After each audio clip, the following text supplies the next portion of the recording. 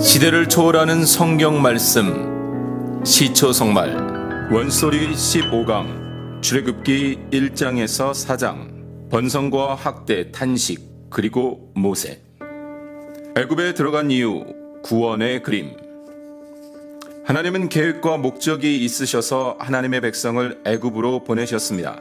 하나님의 백성을 만들기 위해서는 왕과 백성 그리고 그 왕과 백성이 부끄러움 없이 거하는 영역이 있어야만 합니다. 땅은 가나안으로 대변되지만 영역은 단지 보이는 땅이 아닌 하나님과 함께하는 공간의 개념입니다. 하나님의 나라를 위해 왕이신 하나님은 영원 전부터 영원 후까지 완전하십니다.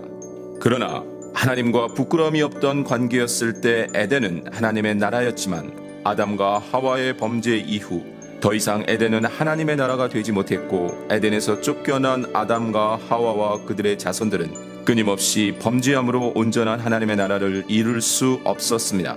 하나님이 하나님의 백성으로서 지키라 주신 법을 지킬 수 없었기 때문입니다. 그래서 하나님은 아브라함을 시작으로 하나님의 구원의 그림을 반복해서 그려주십니다.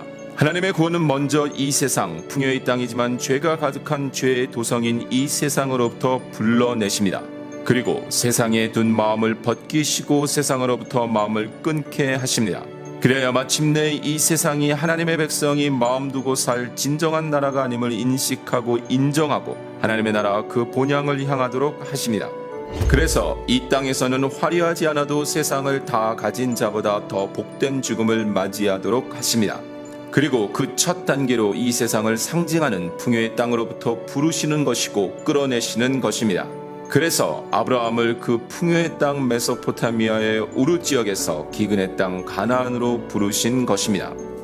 우리는 예수 그리스도를 믿으면 잠시 이 땅에서 아브라함, 이삭, 야곱 그리고 요셉과 같이 잘 될 수도 있습니다. 그러나 그것이 부르심의 목적이 아닙니다. 아브라함이 하나님과의 소통 없이 애굽에 내려갔다가 얻은 은과 금 그리고 양과 소와 노비와 암수 나귀와 낙타를 가질 수도 있습니다. 그러나 그것은 이러한 것들을 누리라고 주신 것이 아니라 이제 이러한 것들을 하나님을 알면 알수록 놓게 하시기 위해서 잠시 맡겨두신 것이었습니다. 이삭에게 하나님이 애굽으로 내려가지 말라 하심에 순종하여 그 땅에서 농사하여 100배나 얻고 하나님의 복을 받은 것은 그와 같이 앞으로도 계속 흔들어 넘치도록 부어주시겠다는 것이 아니라 하나님의 백성들에게 하나님의 나라에서 이와 같은 풍성함이 있을 것에 대한 맛보기로 보이신 것이었습니다. 야곱에게 주신 매우 번창하여 양떼와 노비와 낙타와 나귀가 많았더라는 말씀은 그것 가지고 하나님 없이도 잘 살아보라는 것이 아니라 그 어려움 중에도 지키신 하나님을 인식하고 돌아오라는 것이었습니다. 요셉과 같이 세상에 힘을 가질 수도 있습니다. 그러나 그것이 요셉을 위해 주신 구원의 궁극적인 복이 아닙니다. 그것은 하나님의 나라를 위해 잠시 맡겨두신 힘이었음을 우리는 알아야만 합니다. 그러므로 하나님이 아브라함을 시작으로 끊임없이 말씀하신 출애굽에 대한 말씀을 기억해야 합니다. 하나님이 애굽에 하나님의 백성을 보내신 것은 애굽의 풍요를 선물로 주신 것이 아니라 앞으로 하나님의 구원의 여정이 바로 이 애굽과 같은 세상의 풍요에서 떠나는 것에서부터 출발할 것을 말씀하시는 것입니다. 애굽은 나일강이 있어 원하기만 하면 물길을 내서 물을 얻을 수 있는 풍요의 땅이었습니다. 애굽은 여호와의 동산 같은 곳이었고 풍요한 만큼이나 우상도 많았고 죄도 가득했던 곳이었습니다. 죄인인 인간은 그 풍요 속에서 자연 만물과 생사화복을 주관하시는 하나님을 인식하지 못하고 하나님의 영광을 우상으로 바꾸었습니다.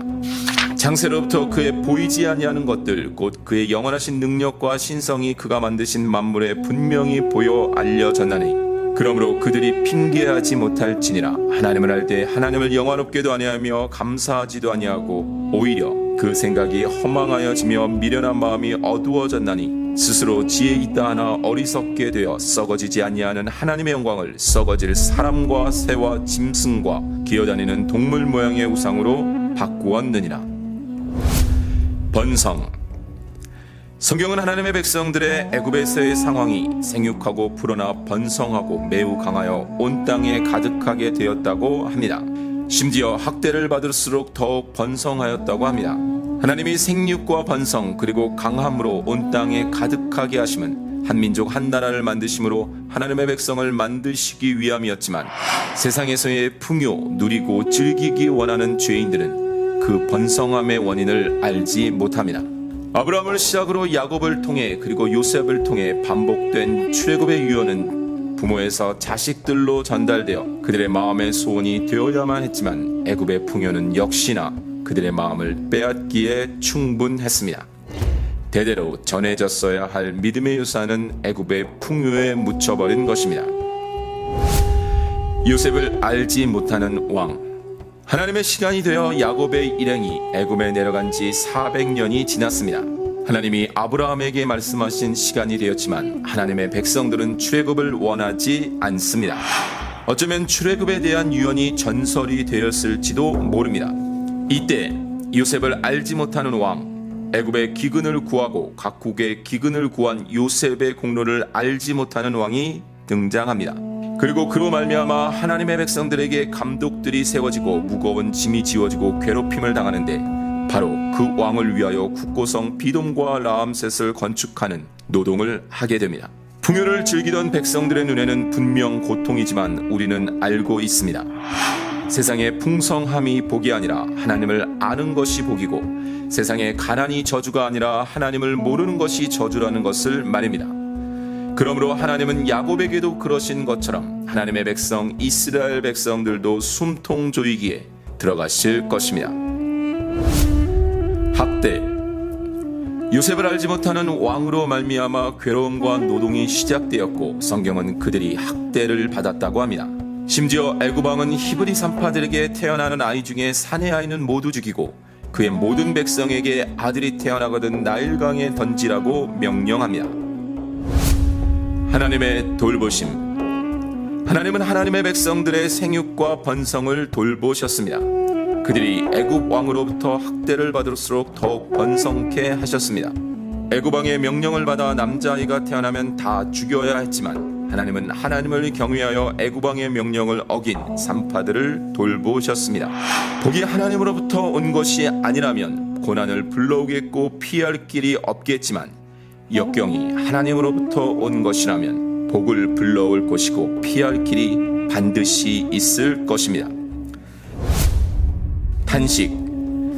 그동안 비록 종살이같이 타지에서 외국인으로 살았어도 애굽의 풍요에 묻혀 탄식이 없던 하나님의 백성들이 탄식하기 시작했습니다. 비록 애굽 왕은 죽었어도 학대는 멈추지 않았고 고된 노동으로 말미암아 탄식하며 부르짖었는데 그 부르짖는 소리가 하나님께 상달되었고 하나님은 그들을 돌보셨습니다. 하나님은 결코 하나님의 백성들에게 고통을 주신 것이 아니라 애굽 왕이 자신과 자신의 나라를 위한 압제를 잠시 허용하심으로 궁극적으로 하나님의 백성들이 애굽에서의 생활에 대해 탄식하도록 하신 것입니다. 그리고 그 시기는 이미 하나님이 말씀하신 시간이며 하나님이 준비해 놓으신 시간입니다. 상황 때문에 하나님이 방법을 찾으신 것이 아니고 이미 완전한 천국을 준비해 놓으시고 창조를 하신 것처럼 이미 출애굽의 여정을 계획해 놓으시고 애굽으로 보내셨고 그 출애굽의 때가 되어 하나님의 백성들이 부르짖은 것입니다. 부르심 이전의 모세. 모세 역시도 앞선 믿음의 조상들과 같은 신앙의 여정을 겪으며 하나님의 사람으로 쓰임을 받습니다. 모세 역시도 믿음이 요동치기도 하고 연약한 부분도 있었지만 성경은 그 후에는 이스라엘의 모세와 같은 선지자가 일어나지 못하였나니 모세는 여호와께서 대면하여 아시던 자로 말합니다. 그러나 그도 역시 하나님의 은혜와 붙들어 주심이 없으면 죄인일 뿐입니다. 갈대 상자. 모세는 레위인으로 태어났습니다. 이미 모세 이전에 그의 형인 아론과 미리암이 있었고 모세는 아론과 3살 차이였으나 미리암과는 꽤 나이 차이가 있었습니다. 모세가 태어났을 때 엄마인 요게벳이 보기에 다른 자녀들, 다른 아이들과는 다른 부분이 있어 그때가 바로 왕이 사내 아이는 다 죽이고 나일강에 던지라 했던 때임에도 석 달을 숨깁니다. 그리고 더 숨길 수 없게 되자 갈대 상자에 역청과 나무진을 칠하고 아기를 담아 나일강과 갈대 사이에 두고 누이인 미리암이 지켜보도록 합니다. 이때 모세를 담은 갈대 상자는 물심판에서 하나님의 백성들의 생명을 구한 방주와 이후 출애굽 광야 시대에 하나님이 임하실 성막 안 법궤와 같은 것입니다. 갈대 상자는 방주와 같이 역청이 칠해듣고 금으로 쌓인 법궤는 속죄제 짐승의 피가 뿌려졌습니다. 모세의 생명은 물심판 때 하나님의 백성들을 구한 방주와 같이 이 갈대 상자로 말미암아 구원을 받을 것인데, 이후 하나님의 백성들을 인도하는 자로서 성막의 법궤를 통해 그들을 살려내실 것을 암시합니다. 모세. 바로왕은 아들이 태어나면 모두 죽이라 명했지만 하나님의 계획하심으로 바로왕에 따른 마침 목욕하러 나일강 모세가 있던 그곳으로 와서 모세를 발견하게 됩니다. 그리고 그녀의 마음에 불쌍히 여기는 마음이 생기고 이때 등장한 모세의 누이의 소개로 모세는 생모의 손에서 안전히 자랍니다. 그리고 자라매 바로왕의 딸에게 보내져 애굽의 왕자로 애굽 사람의 모든 지혜를 배워 말과 하는 일에 능하게 됩니다. 바로왕의 딸은 아이의 이름을 물에서 건져내었다 하여 모세로 짓는데, 갈대 상자와 함께 모세의 이름의 뜻은 앞으로 모세가 그 죄악의 물과 같은 애굽에서 그리고 죽음의 물인 홍해에서 하나님의 백성들을 건지게 될 것을 또한 암시합니다. 부르심 받는 모세. 모세가 언제 하나님의 구원의 부르심을 받았는지는 모릅니다. 이후 80살 때에 받은 부르심은 구원을 위한 부르심이라기보다는 사명을 위한 부르심으로 보는 것이 좋습니다. 모세는 생모의 손에 자라면서 자기 백성에 대한 정체성을 가졌을 것이고 그들의 조상의 하나님에 대해서도 분명히 들었을 것입니다. 하나님의 자녀 죄인의 삶을 사는 모세. 시간이 40년이 흘러 모세가 40살이 되었습니다. 애굽의 왕자로서의 40년은 분명 모세의 삶에 있어서 갈등도 있었을 것입니다. 어린 나이 때부터 비록 애굽의 왕궁에서 왕자로 자랐지만 자신이 히브리인이라는 것을 듣고 알았을 모세는 애굽 사람이 자기 형제 히브리 사람을 괴롭히는 것을 보고 그 애굽인을 죽이게 됩니다.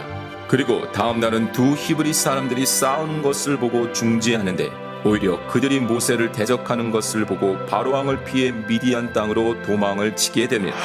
모세에게 하나님에 대한 믿음이 없었다면 남은 생애를 자신만을 위해 풍요롭게 살 수 있었을 것입니다. 그러나 그에게는 분명 믿음이 있었습니다. 비록 아직은 업앤다운의 단계이지만 말입니다.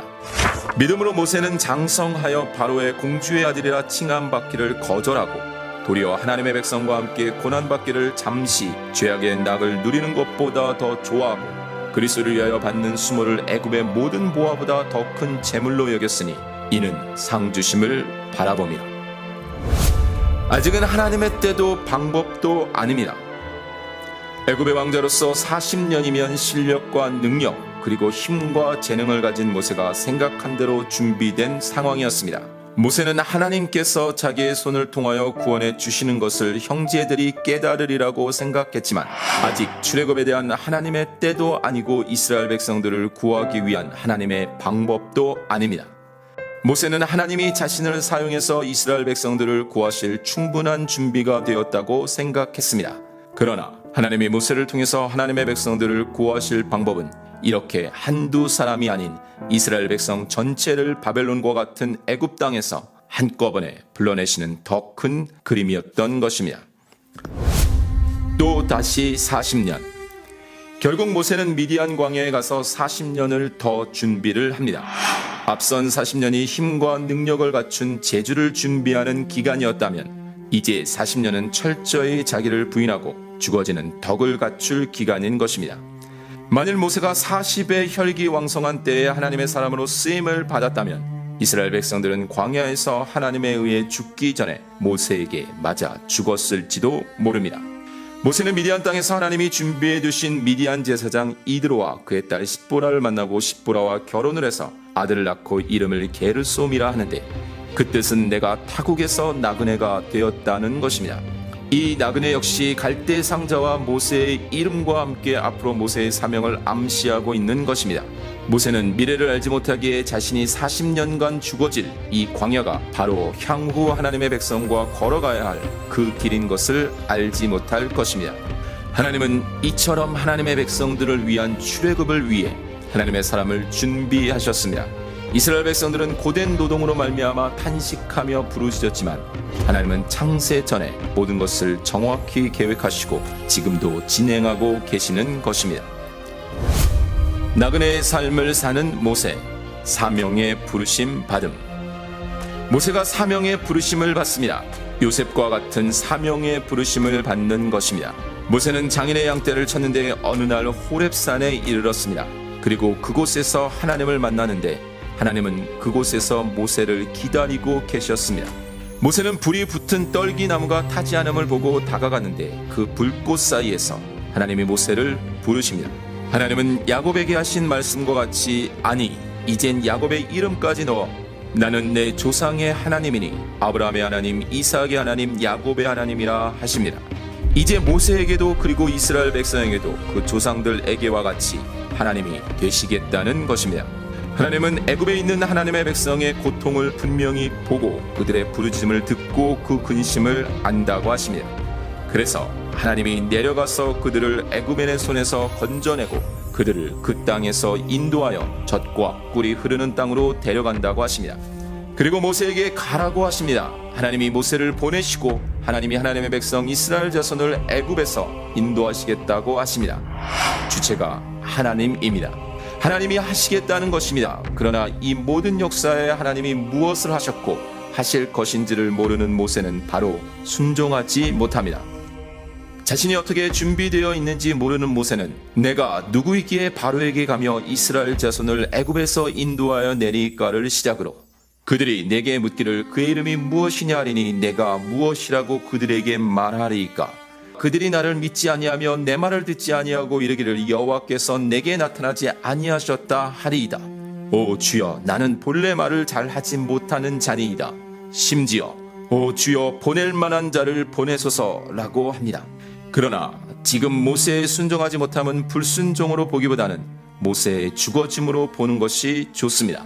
40살 때의 모세였다면 당연히 아멘 하고 순종했겠지만 지금 모세는 죽었습니다. 육신도 자신이 없고 인간적인 의욕도 없습니다. 그래서 하나님이 이때 모세를 부르시는 것입니다. 나이 80의 모세로는 할 수 없습니다. 그래서 모세는 할 수 없다고 하는 것입니다. 그러나 교만하여 하나님 없이도 할 수 있다는 것보다 연약하여 할 수 없다는 것은 분명 다른 것입니다. 하나님은 이제 할 수 없는 모세를 들어서 출애굽의 지도자로 세우실 것입니다. 하나님은 나이 40에 할 수 있는 모세는 광야 40년 동안 죽이시고 이제 나이 80에 할 수 없는 모세를 통해 하나님을 드러내실 것입니다. 다시 하나님의 열심으로 인도하실 것입니다. 이것은 아브라함에게 주신 언약이며 하나님의 방법이며 요셉에게 주신 하나님의 꿈, 하나님의 비전이기 때문입니다. 이스라엘 백성들은 이렇게 모세를 통해 하나님의 부르심을 받기 이전에 하나님이 어떤 일을 행하셨는지 알아야만 했습니다. 그리고 믿고 광야를 통과해서 하나님이 아브라함 때부터 말씀하신 그 가나안에 가야 했습니다. 그러나 그들에게는 하나님보다 더 큰 애굽이 있었기에 모세를 죽이는 데 쓰신 그 40년을 그들도 고스란히 감당해야 할 것입니다.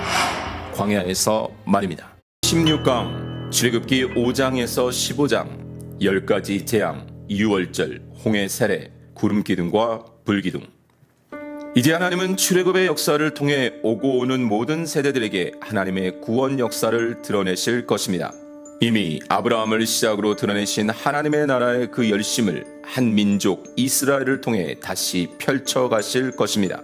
이 여정을 위해 하나님은 400여 년을 기다리셨고 모세라는 출애굽의 지도자를 위해 80년을 기다리셨습니다. 이제 모세는 그 하나님의 비전을 알아가고 깨닫고 인정하고 품어 받아들이게 될 것입니다. 당신은 참으로 내게 피 남편이로다. 하나님은 출애굽 긴 여정의 시작을 모세와 함께 하시는데 모세가 40년 머물던 미디안을 순탄하게 떠나 돌아오는 길에 하나님께서 그를 죽이려 하십니다. 그러자 그의 아내 시보라가 아직 할례를 행하지 않은 그의 아들을 급히 할례를 행하여 모세에게 그 표피를 주자 하나님이 모세를 살려주십니다. 모세는 알아야만 합니다. 하나님은 자신을 통해 하나님의 백성들을 애굽에서 인도하여 내시겠지만 구원의 주체는 모세가 아니라 모세를 넘어 하나님의 언약 안에 드러날 은혜의 복음 되시는 예수 그리스도임을 말입니다. 모세는 그 은혜의 복음으로 가기 위한 율법의 예표로 등장하는 것입니다. 그러므로 모세 자신도 그 자녀들도 그 할례 언약을 어겨서는 하나님의 백성이 될 수 없는 것입니다. 머리 숙여 경배하였더라. 아론을 만난 모세는 하나님이 하신 말씀과 이적을 알리고 이스라엘 모든 장로들을 모아 아론을 앞세워 하나님의 말씀을 전하고 백성 앞에서 이적을 행합니다. 그리고 백성은 믿고 하나님이 그들의 고난을 살피셨다는 말에 머리 숙여 경배합니다. 내 백성을 보내라. 하나님은 모세와 아론에게 바로에게 가서 내 백성을 보내라고 선포하라 하시는데 이 선포는 애굽을 떠날 때까지 반복될 것입니다. 그러나 바로는 나는 여호와를 알지 못하니 이스라엘을 보내지 아니하리라고 합니다. 이제 시작입니다. 하나님을 모른다는 바로는 이제부터 하나님이 어떤 분이신지를 알게 될 것입니다. 이미 하나님은 강한 손으로 치기 전에는 바로가 허락하지 않을 것과 여인들은 은금 패물과 의복과 애굽 사람의 물품을 취할 것과 심지어 장자의 죽음까지도 다 알고 계십니다. 바로는 이스라엘 백성들의 노역을 더 무겁게 하고 이스라엘 자손들은 현실적인 고통이 다가오자 모세와 아론에게 불평합니다. 여호와는 너희를 살피시고 판단하시기를 원한다는 말 속에는 하나님이 정말 우리 하나님이시라면 이런 류의 어려움은 주시지 않는다는 기복신앙이 깔린 것입니다. 이제 하나님은 바로와의 전쟁보다 더 크고 험난한 이스라엘 백성들의 마음 깊숙이 박힌 이 세상 것을 추구하는 자기 중심의 그 기복신앙과의 전쟁을 시작하실 것입니다. 모세의 흔들림. 모세는 주여 어찌하여 이 백성이 학대를 당하게 하셨나이까? 어찌하여 나를 보내셨나이까? 내가 바로에게 들어가서 주의 이름으로 말한 후로부터 그가 이 백성을 더 학대하며 주께서도 주의 백성을 구원하지 아니하시나이다 라고 합니다. 모세도 이스라엘 백성들의 강팍함을 이미 40년 전부터 알고는 있었지만 처음부터 불평에 직면하자 흔들립니다. 아직 모세도 이 출애굽의 전 역사의 주체가 하나님이심을 전적으로 받아들이지 못하는 것입니다. 하나님의 선포. 하나님은 나는 여호와이니라로 선포하십니다. 또한 이스라엘 자손에게 말하기를 나는 여호와라. 내가 애굽 사람의 무거운 짐 밑에서 너희를 빼내며 그들의 노역에서 너희를 건지며 편팔과 여러 큰 심판들로 너희를 속량하여 너희를 내 백성으로 삼고 나는 너희의 하나님이 되리니 나는 애굽 사람의 무거운 짐 밑에서 너희를 빼낸 너희의 하나님 여호와인 줄 너희가 알지라고 설명하십니다. 그리고 다시 나는 여호와라고 하십니다. 지금은 그 이상의 말이 필요 없습니다. 자리 잡지 못하는 모세. 이 정도면 이스라엘 백성들은 둘째치고 모세는 하나님을 믿어야 합니다. 그러나 모세가 이러한 하나님의 선포를 이스라엘 자손에게 전했음에도 그들은 여전히 현실적인 고통으로 모세의 말을 듣지 않습니다. 그러자 모세도 다시 이스라엘 자손도 내 말을 듣지 아니하였거든 바로가 어찌 들으리이까?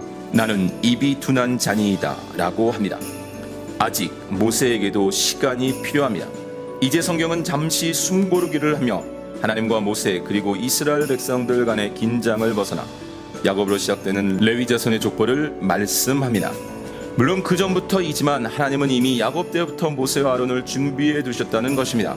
그러므로 모세가 어떤 말을 해도 하나님은 반드시 모세를 사용하실 것입니다. 짧은 족보는 여호와의 명령을 받은 자는 이 아론과 모세요에서 애굽왕 바로에게 이스라엘 자손을 애굽에서 내보내라 말한 사람도 이 모세와 아론이었더라로 끝맺으며 아론보다 모세를 더 앞세워 본격적인 출애굽 전쟁을 준비하십니다. 비록 모세는 한 번 더 나는 여호와라 내가 내게 이르는 바를 너는 애굽왕 바로에게 다 말하라는 하나님의 말씀에 나는 입이 둔한 자이오니 바로가 어찌 나의 말을 들으리이까 라고 하겠지만 말입니다.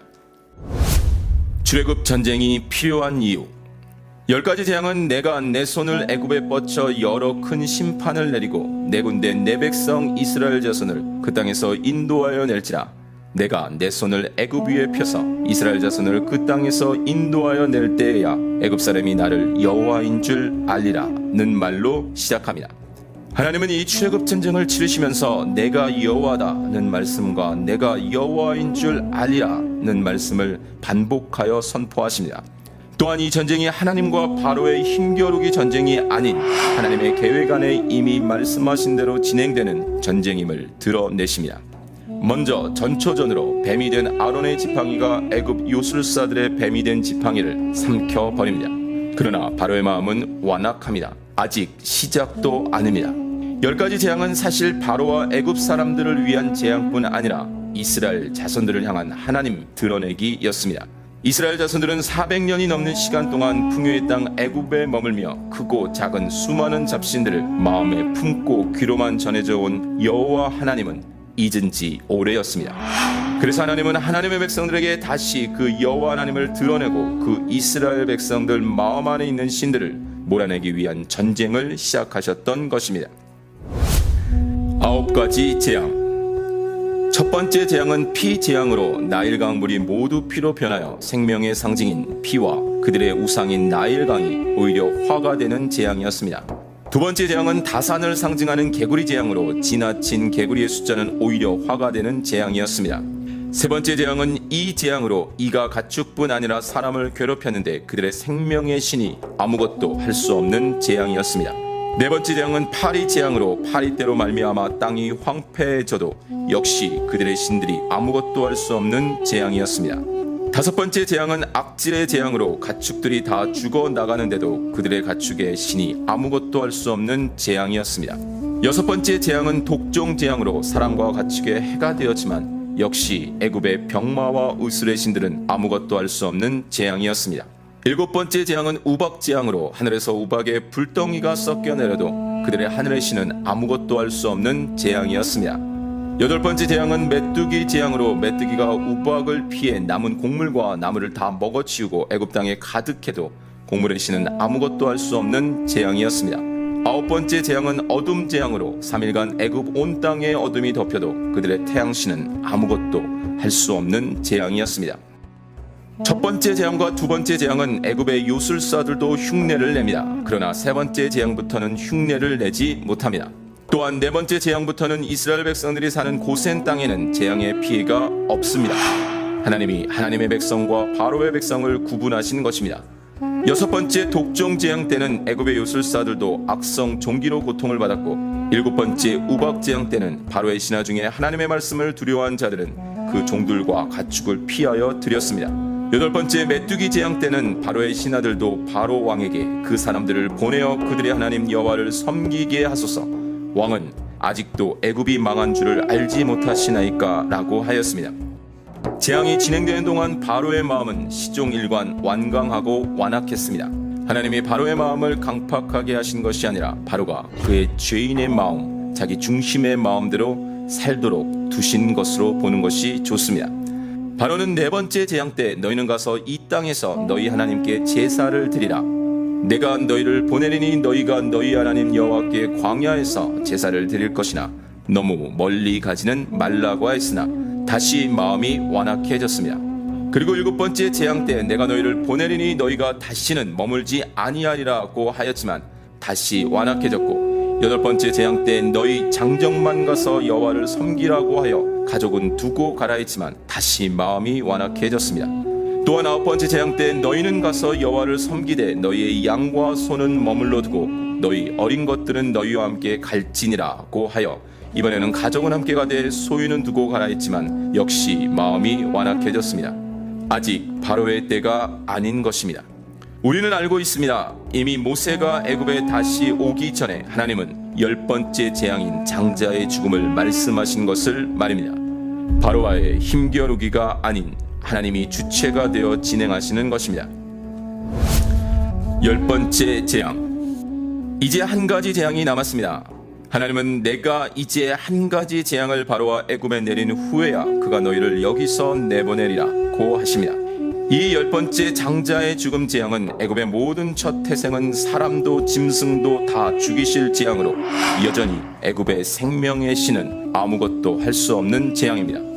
이 재앙은 하나님의 백성들에게는 아무 피해도 없는 기쁨과 감격이겠지만 애굽 온 땅에는 전무후무한 큰 부르짖음이 될 것입니다. 6월절. 다가올 장자의 죽음 그 10번째 재앙에 대한 준비는 첫째, 가족대로 그 식구를 위해 각자가 어린 양을 취해야 합니다. 둘째, 양이던 염소던 흠없고 1년 된 수컷을 취해야 합니다. 셋째, 14일간을 간직했다가 해질 때 회중이 그 양을 잡아야 합니다. 넷째, 그 피를 양을 먹을 집 좌우 문설주와 임방에 발라야 합니다. 다섯째, 그 밤에 허리에 띠를 띠고 발에 신을 신고 손에 지팡이를 잡고 그 고기를 머리와 다리와 내장을 다 반드시 불에 구워 무교병과 쓴 나물과 먹는데 급히 먹되 아침까지 남겨두지 말고 남은 것을 불에 살라야 합니다. 이것이 바로 유월절입니다. 이제 하나님은 애굽 땅을 두루다니며 사람이나 짐승을 막론하고 처음 난 모든 것을 다 치실 것인데 애굽의 모든 신을 심판하시는 것입니다. 하나님만이 하나님이심을 드러내실 것입니다. 그리고 하나님이 애굽 땅을 치실 때 살아날 수 있는 표적은 오직 어린 양의 그 피뿐입니다. 피를 보면 넘어가심으로 재앙이 임하지 않을 것입니다. 애굽인이라는 이유만으로 재앙을 당하는 것이 아니고 이스라엘 자손이라는 이유만으로 재앙이 피해가지 않을 것입니다. 이미 우리는 모세의 아들의 포피 사건과 7번째 우박 재앙 때는 바로의 신하 중에 하나님의 말씀을 두려워한 자들이 그 종들과 가축을 살린 사건을 알고 있습니다. 이스라엘 자손이라 해도 그 피가 없으면 죽는 것입니다. 그리고 기억해야 합니다. 이후 이스라엘의 첫 수컷은 다 하나님의 것입니다. 그리고 그것의 이유를 자손들이 물으면 하나님이 권능으로 우리를 종되었던 애굽에서 인도하실 때 바로가 완악하여 우리를 보내지 아니하자 하나님이 애굽 나라 가운데 처음 난 모든 것을 죽이셨으므로 이후 태에서 처음 난 모든 수컷들은 하나님께 제물로 쓰여져 아들 중에 모든 처음 난 자를 대속해야 함을 말해야 하고 전해야 합니다. 그리고 이것이 손의 기호와 미간의 표가 되어 하나님의 손의 권능을 대대로 기억해야만 합니다. 무교절. 무교절은 유월절의 그 시간부터 7일간 지켜지는 절기로 7일 동안 누룩이 들어간 유교병이 아닌 누룩이 없는 무교병만을 먹어야 했는데 만일 유교병을 먹으면 이스라엘에서 끊어지리라 하셨습니다. 그리고 그 7일간의 무교절을 지키라 하셨는데 바로 그때 하나님이 하나님의 백성들을 애굽 땅에서 인도하여 내었기 때문입니다.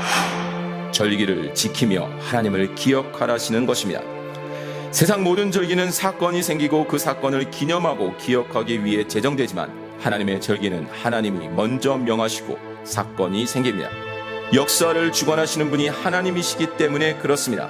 하나님이 말씀하신 것은 반드시 이루어질 것입니다. 첫 유월절. 아직 마지막 재앙인 장자의 재앙이 임하기 전에 이스라엘 백성들은 하나님의 명령대로 출발 준비를 합니다.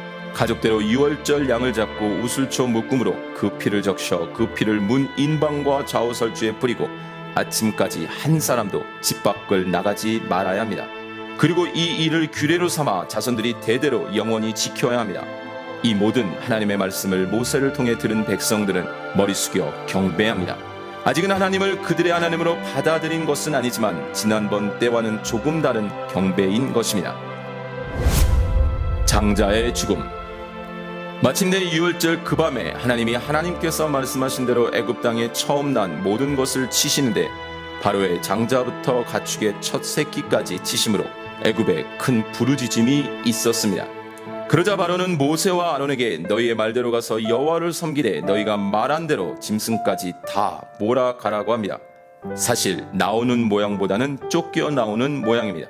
그래서 이스라엘 자손은 모세의 말대로 애굽 사람의 은금 패물과 의복을 구하고 애굽 사람의 물품을 취하여 장정만 60만 그리고 수많은 잡족과 심이 많은 가축과 함께 애굽을 나옵니다.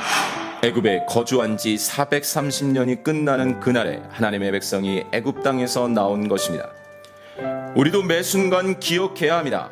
하나님의 은혜가 없다면 우리도 물 심판 때 죽었어야 했고 소돔과 고모라의 멸망 때 죽었어야 했으며 애굽에 있었던 10번째 재앙 때 어린 양의 피 없는 자들이 죽을 때 죽었어야만 하는 존재임을 말입니다.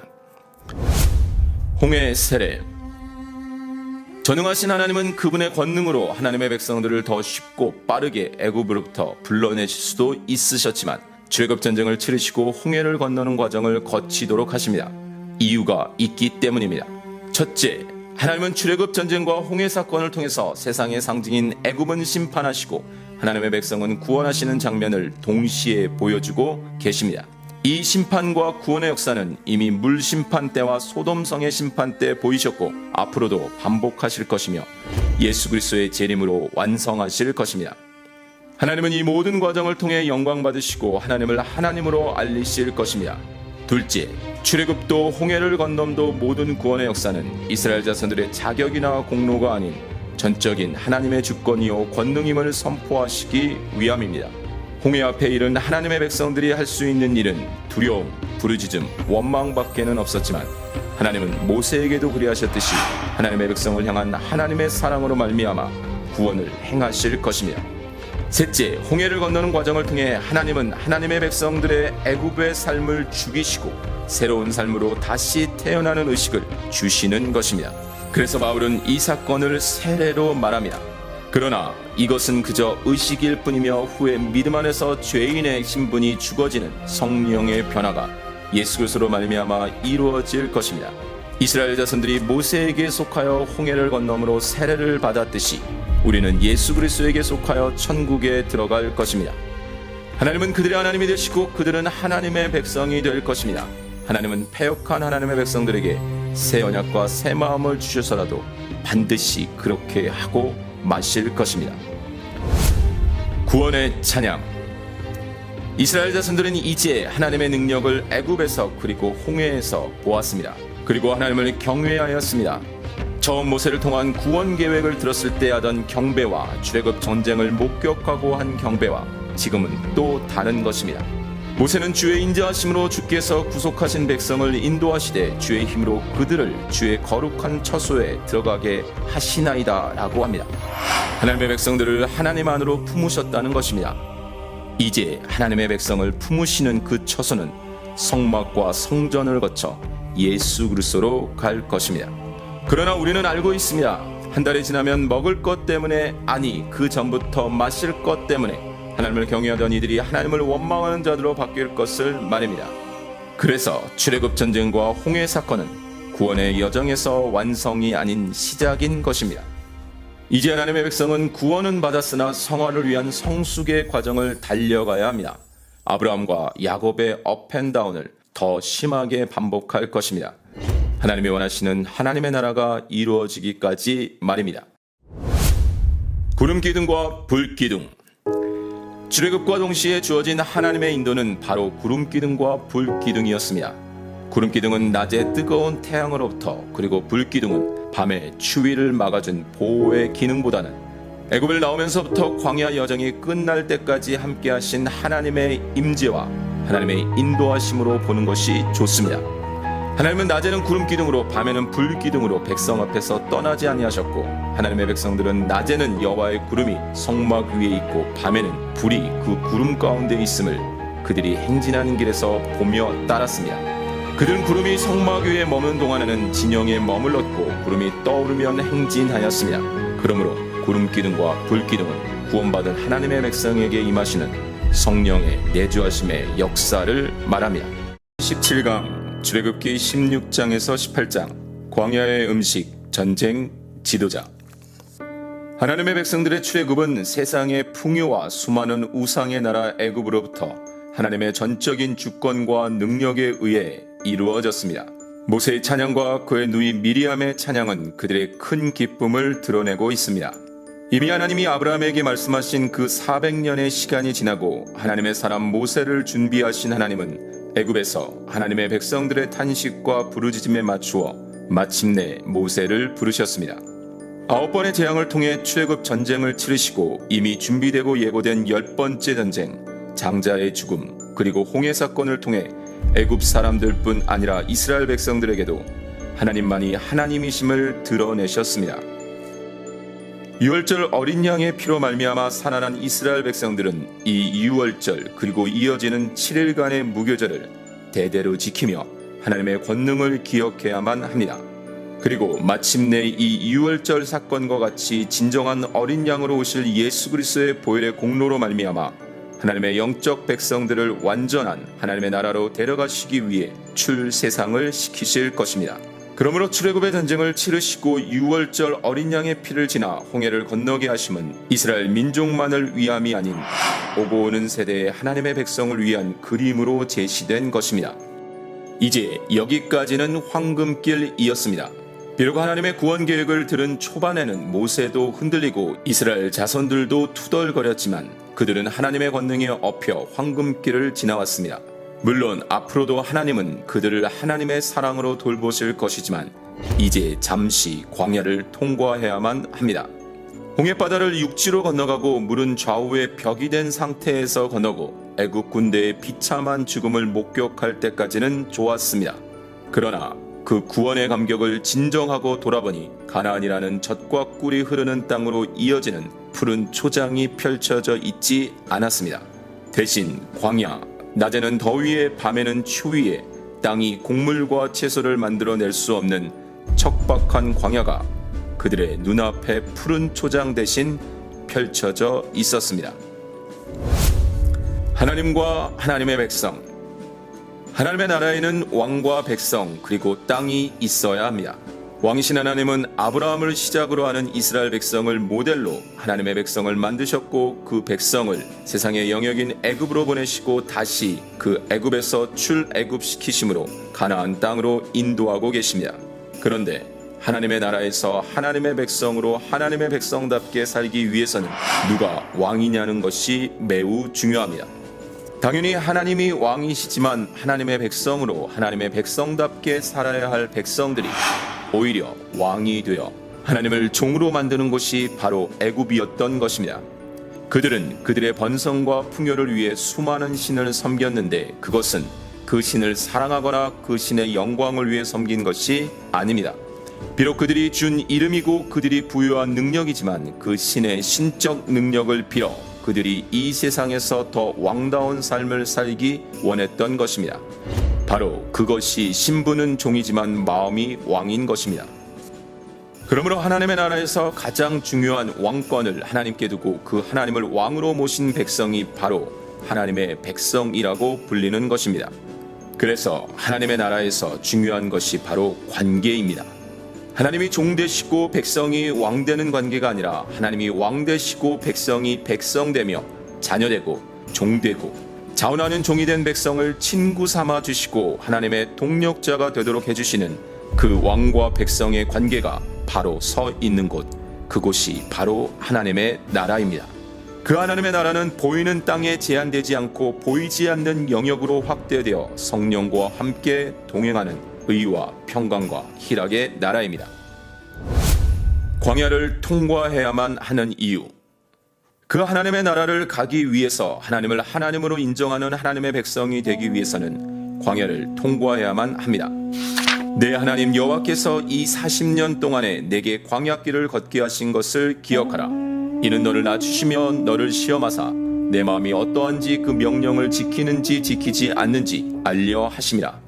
너를 낮추시며 너를 줄이게 하시며 또 너도 알지 못하며 내 조상들도 알지 못하던 만나를 내게 먹이신 것은 사람이 떡으로만 사는 것이 아니요 여호와의 입에서 나오는 모든 말씀으로 사는 줄을 내가 알게 하려 하심이니라. 내 조상들도 알지 못하던 만나를 광야에서 내게 먹이셨나니 이는 다 너를 낮추시며 너를 시험하사 마침내 내게 복을 주려 하심이었느니라. 그렇습니다. 광야를 지나면서 하나님의 백성들은 정말 하나님의 백성이 되어야 했습니다. 하나님 앞에 하나님의 종으로 낮아져 하나님의 명령에 순종하여 하나님의 양식으로 하나님의 말씀으로 하나님의 복, 영생을 받아야 했습니다. 그런데 그들이 생각하는 복과 하나님이 주시려는 복이 달랐던 것입니다. 그들이 생각하는 젖과 꿀이 흐르는 땅의 의미와 하나님이 말씀하신 젖과 꿀이 흐르는 땅의 의미가 달랐던 것입니다. 기억해야 합니다. 광야는 거쳐가는 곳이지 머무는 곳이 아닙니다. 광야에 살게 하시려고 출애굽을 시키신 것이 아니라 가나안에 보내시려고 출애굽시키셔서 광야를 통과하도록 하신 것입니다. 우리의 신앙도 광야에 머물러서는 안 됩니다. 광야는 거쳐가는 곳입니다. 광야의 음식. 하나님은 하나님의 백성들을 애굽에서 부르시기 전부터 광야의 음식, 하나님의 음식을 준비해 두셨습니다. 그것은 하늘에서 내릴 하늘의 양식인 만나와 반석에서 나올 물이었습니다. 광야를 지나기까지 살 수 있는 최소한의 음식이었던 것입니다. 젖과 꿀이 흐르는 땅은 가나안이지 광야가 아닙니다. 진정한 풍성함은 그곳에 있습니다. 하나님의 사랑과 예수 그리스도의 은혜로 부름받은 하나님의 자녀들에게도 동일합니다. 우리의 광야와 같은 삶은 나그네로 잠시 거쳐가는 과정이지 우리가 머물 곳도 세상의 풍성함을 기대하는 곳도 아닙니다. 우리에게 약속하신 세상이 줄 수 없는 풍성함은 평안이며 진정한 풍성함은 영적 가나안 되는 천국 하나님의 나라에 있습니다. 우리는 이 땅에서 하나님의 백성으로 부름받아 하나님의 백성 되어 하나님과 영원히 거할 바로 그곳을 사모하며 사는 것입니다. 그래서 스데반은 이 삶을 광야 교회라고 했습니다. 광야가 싫은 이유. 출애굽의 감격을 잊은 출애굽 세대와 그 이후 세대까지 끊임없이 이어질 불평과 원망에는 근본적인 이유가 있습니다. 표면적인 이유는 물론 먹을 것과 마실 것을 중심으로 한 현실적인 필요였지만 그 표면적인 이유 뒤에는 내면적인 이유가 있었습니다. 첫째, 애굽에 대한 미련 때문입니다. 눈에서는 애굽을 떠났지만 마음에서는 여전히 애굽의 풍요로움이 넘치고 있는 것입니다. 바로 이 마음 때문에 백성들은 본능적으로 끊임없이 하나님과 동행하는 광야에서 당장에 닥친 현실과 애굽을 비교하는 것입니다. 그들의 마음은 아직 애굽에 있었고 애굽의 생활을 그리워했기 때문입니다. 둘째, 하나님에 대한 믿음과 사랑이 없기 때문입니다. 하나님의 백성이라는 신분은 받았지만 아직 여전한 죄인의 삶을 살고 있는 것입니다. 자신이 주인되고 왕되고 하나님은 단지 그들의 필요를 채워줄 애굽의 그 많은 신들보다 더 강한 신일 뿐입니다. 그러니 그들의 그 죄의 욕구를 채워주지 않으시고 그들을 낮추려 하시는 하나님이 싫은 것입니다. 애굽의 전쟁 기적과 홍해의 기적이 계속해서 그들의 소원에 맞추어 일어나야 하는데 그렇지 않았던 것입니다. 아직 백성들은 하나님을 그들의 왕으로 받아들이지 못하였습니다. 그런 백성들에게 하나님은 내가 하나님이다. 내가 창조자이며 내가 섭리자이다. 다른 신은 없다. 그 하나님이 너를 구속하였고 너의 하나님이 되셨다. 이제 내 백성 내 자녀다운 삶을 살아라고 반복하고 또 반복하셨습니다. 셋째, 가나안에 대한 확신이 없습니다.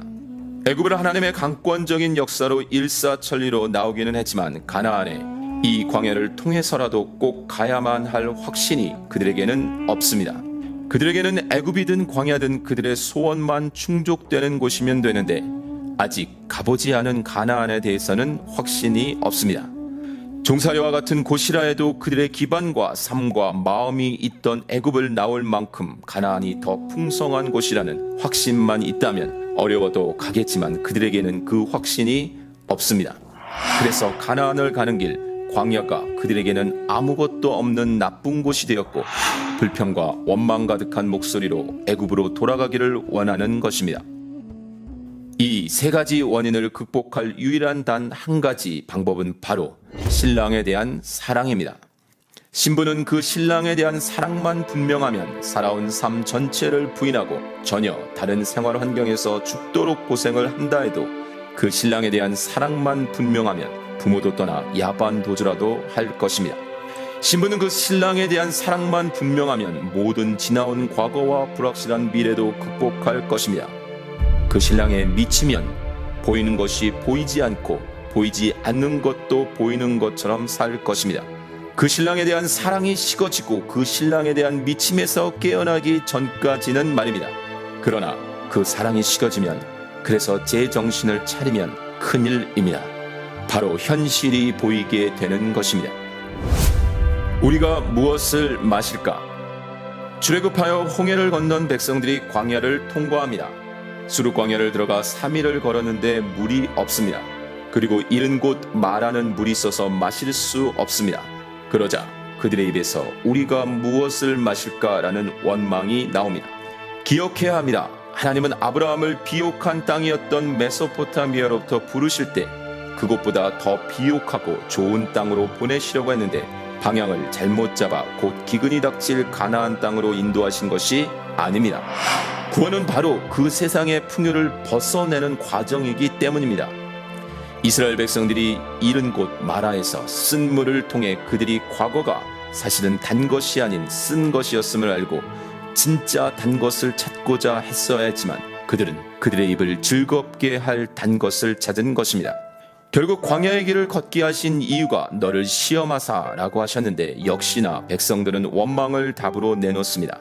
천지를 만드신 하나님이 이스라엘 백성들을 블레셋 길로 인도하지 않으시고 수르 광야로 인도하시어 창조 전부터 준비해 두신 물샘 12과 종려나무 70그루를 품고 있는 엘림으로 인도하시는 것을 아직 그들은 믿음으로 바라볼 수 없는 것입니다. 일용할 양식. 하나님이 정하신 달 첫째 달 14일 밤에 백성들이 출애굽을 했습니다. 그리고 정확히 한 달이 지났습니다. 그동안 그들이 애굽에서 가지고 나온 양식이 다 떨어지고 먹을 것이 없어 굶주릴 지경이 되자 다시 그들의 원망이 시작되었습니다. 그러자 이번에도 모든 것을 준비하신 하나님이 모세를 통해서 하늘에서 양식을 비같이 내리겠다고 하십니다. 그리고 그 양식은 일용할 양식으로 매일 나가서 거두어야만 했고 안식일 전날에만 안식일 것까지 2배로 거둘 수 있었습니다. 이 하늘에서 내린 양식은 가나안 땅 접경에 이르기까지 하나님이 공급해 주실 것입니다. 그러나 이 하늘에서 내릴 양식이 그들이 기대하는 애굽의 고기와 떡은 아닙니다. 다시 말하지만 그 일용할 양식은 잠시 광야를 통과하기 위한 나그네 양식입니다. 그리고 이번에도 그들은 하나님이 준비해 두신 양식을 믿음으로 받지 못하고 원망 후에 받았습니다. 이 순서는 대단히 중요합니다. 믿음은 바라는 것들의 실상인데 앞으로도 하나님이 준비하신 것들을 원망 후에 받는 것은 하나님의 진노를 사게 될 것임에도 계속해서 반복되어질 것입니다. 그렇게 백성들은 원망함으로 만나와 함께 메추라기를 받았습니다. 메추라기는 하나님이 준비하신 음식이 아닌 애굽의 고깃가마를 그리워하며 한 원망을 들으신 하나님이 징계를 위해 주신 것이었습니다. 그리고 여지없이 그 원망의 음식이 그들에게 복이 되지 않고 화가 될 것입니다. 또한 하나님은 광야의 음식에 반석의 물을 더하십니다. 광야를 지나는 동안 곳곳에 매장되어 있는 물들은 그 지점을 가리키는 반석을 통해 백성들의 필요를 채워줄 것입니다. 성경은 하나님이 준비해 주신 그 하늘에서 내린 양식과 또한 그 반석이 바로 예수 그리스도를 예표하는 것임을 말합니다.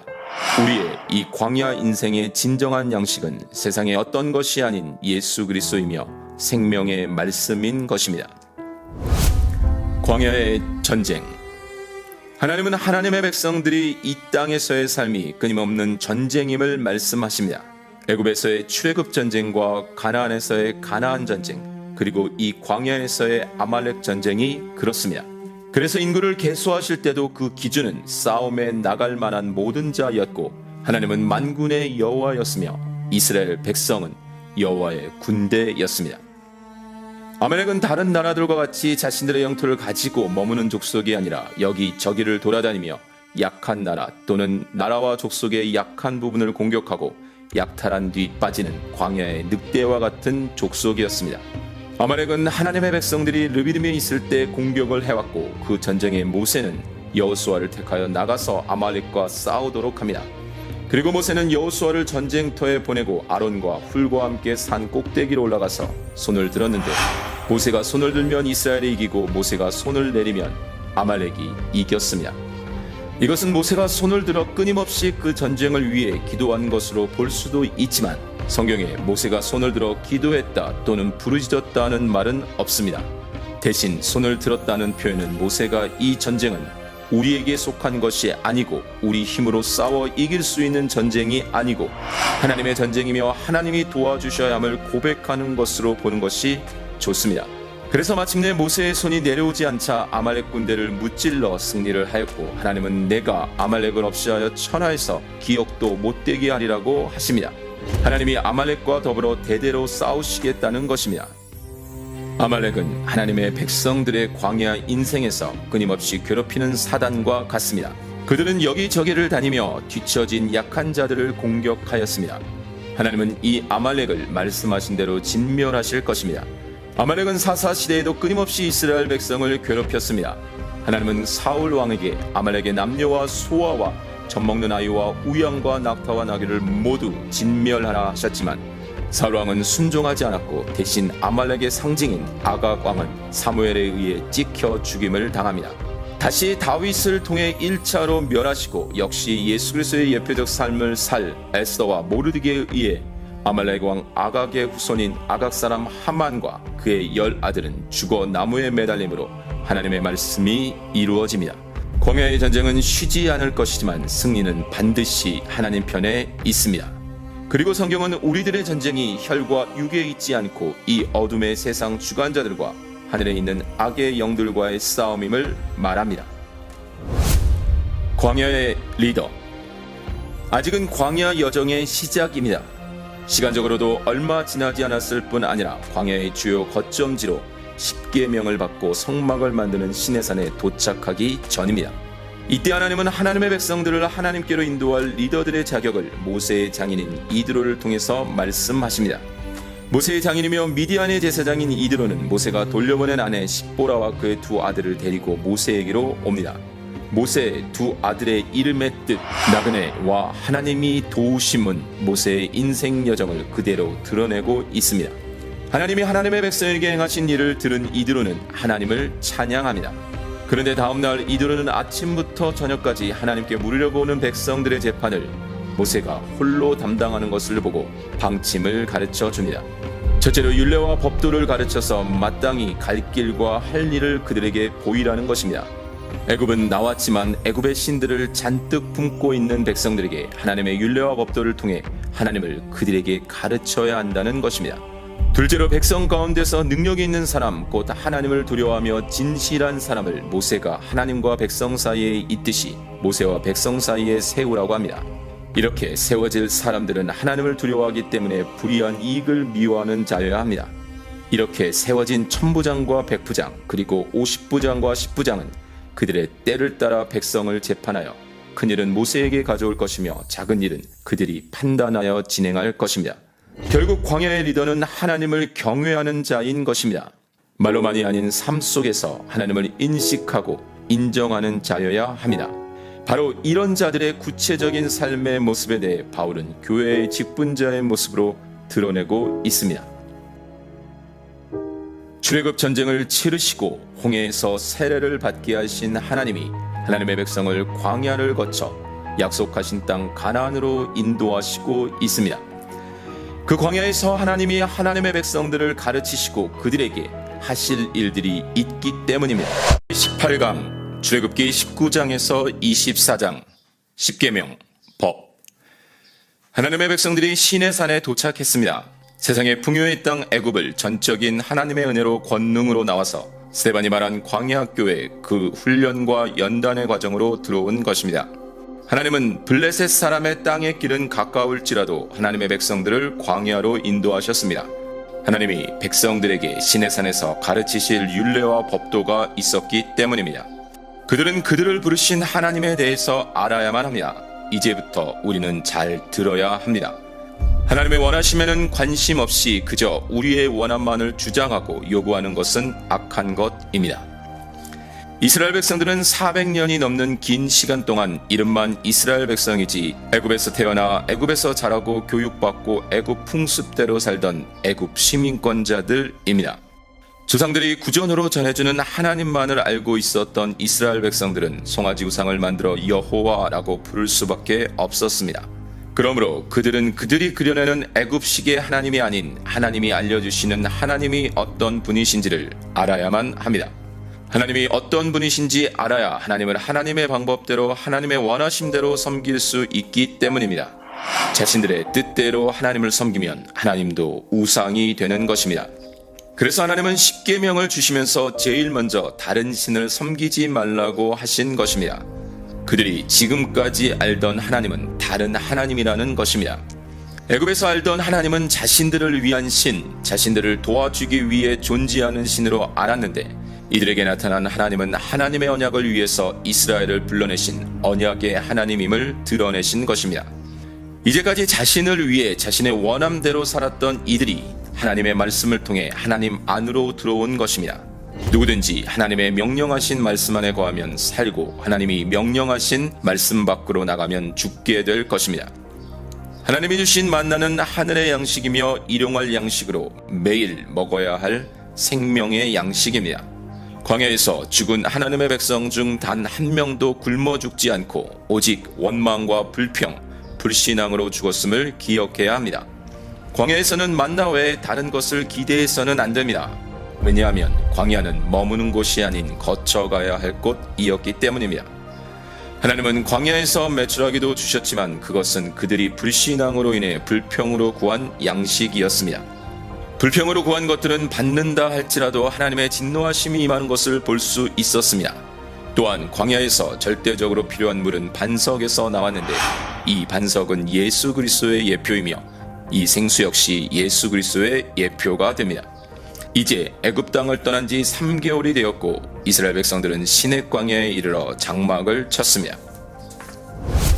내 언약을 지키면 하나님은 모세에게 먼저 이스라엘 자손들에게 내가 애굽 사람에게 어떻게 행하였음과 내가 어떻게 독수리 날개로 너희를 업어 내게로 인도하였음을 너희가 보았느니라. 세계가 다 내게 속하였나니 너희가 내 말을 잘 듣고 내 언약을 지키면 너희는 모든 민족 중에서 내 소유가 되겠고 너희가 내게 대하여 제사장 나라가 되며 거룩한 백성이 되리라고 말하라고 하십니다.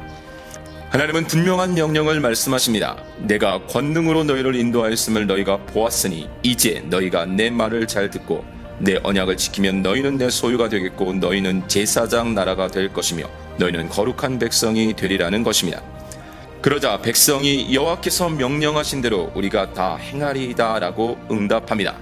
아직 백성들은 하나님이 어떤 분이신지 또 하나님이 무엇을 원하시는지 알지 못합니다. 그들의 마음에는 아직도 애굽의 신들보다 더 강한 신으로 자리 잡고 있습니다. 그리고 그 하나님이 그들을 애굽에서보다 더 행복하게 해주실 것을 기대하고 있습니다. 이들은 앞으로 끊임없이 하나님에게 그들을 위해 하나님의 강하심을 증명하라고 요구할 것이고 뜻대로 되지 않으면 반복해서 불평하고 원망할 것입니다. 그러나 지금은 마치 신혼살림을 준비하는 신부, 결혼의 환상을 가진 신부처럼 우리가 다 행하리이다 라고 하고 있는 것입니다. 산을 침범하는 자는 반드시 죽임을 당할 것이라. 하나님은 모세에게 반복해서 하나님이 모세와 만나시는 장소인 시내산에 아무도 가까이 오지 못하도록 하십니다. 왜냐하면 모세가 하나님을 만나는 동안 그 자리에 가까이 온 백성들이 그들이 보거나 듣거나 한 어떤 것으로든 그것으로 하나님을 우상화할 것을 경계하신 것입니다. 인간은 우상화하는 데에 본능적 천재입니다. 하나님은 모세가 그들이 내게 묻기를 그의 이름이 무엇이냐 하리니 내가 무엇이라고 그들에게 말하리이까 라고 했을 때도 나는 스스로 있는 자이니라고 하셨을 뿐입니다. 또한 하나님이 모세와 함께 시내산에 오른 아론과 나답과 아비후와 이스라엘 장로 70인과 먹고 마셨지만 그들이 하나님의 어떤 형상을 보거나 하나님의 분명한 음성을 들은 것이 아니라 그들이 본 것은 그의 발 아래에는 청옥을 편 듯하고 하늘같이 청명하더라는 하나님의 임재하심을 경험한 것뿐이었습니다. 하나님은 후에 모세의 시체도 감추시고 하나님의 법궤도 감추시고 십계명 돌판도 감추십니다. 어떤 것도 하나님을 대신해서 섬길 수 없기 때문입니다. 그런데도 이스라엘 백성들은 끊임없이 무엇인가를 만들어 하나님 대신으로 섬기고 복을 빌었습니다.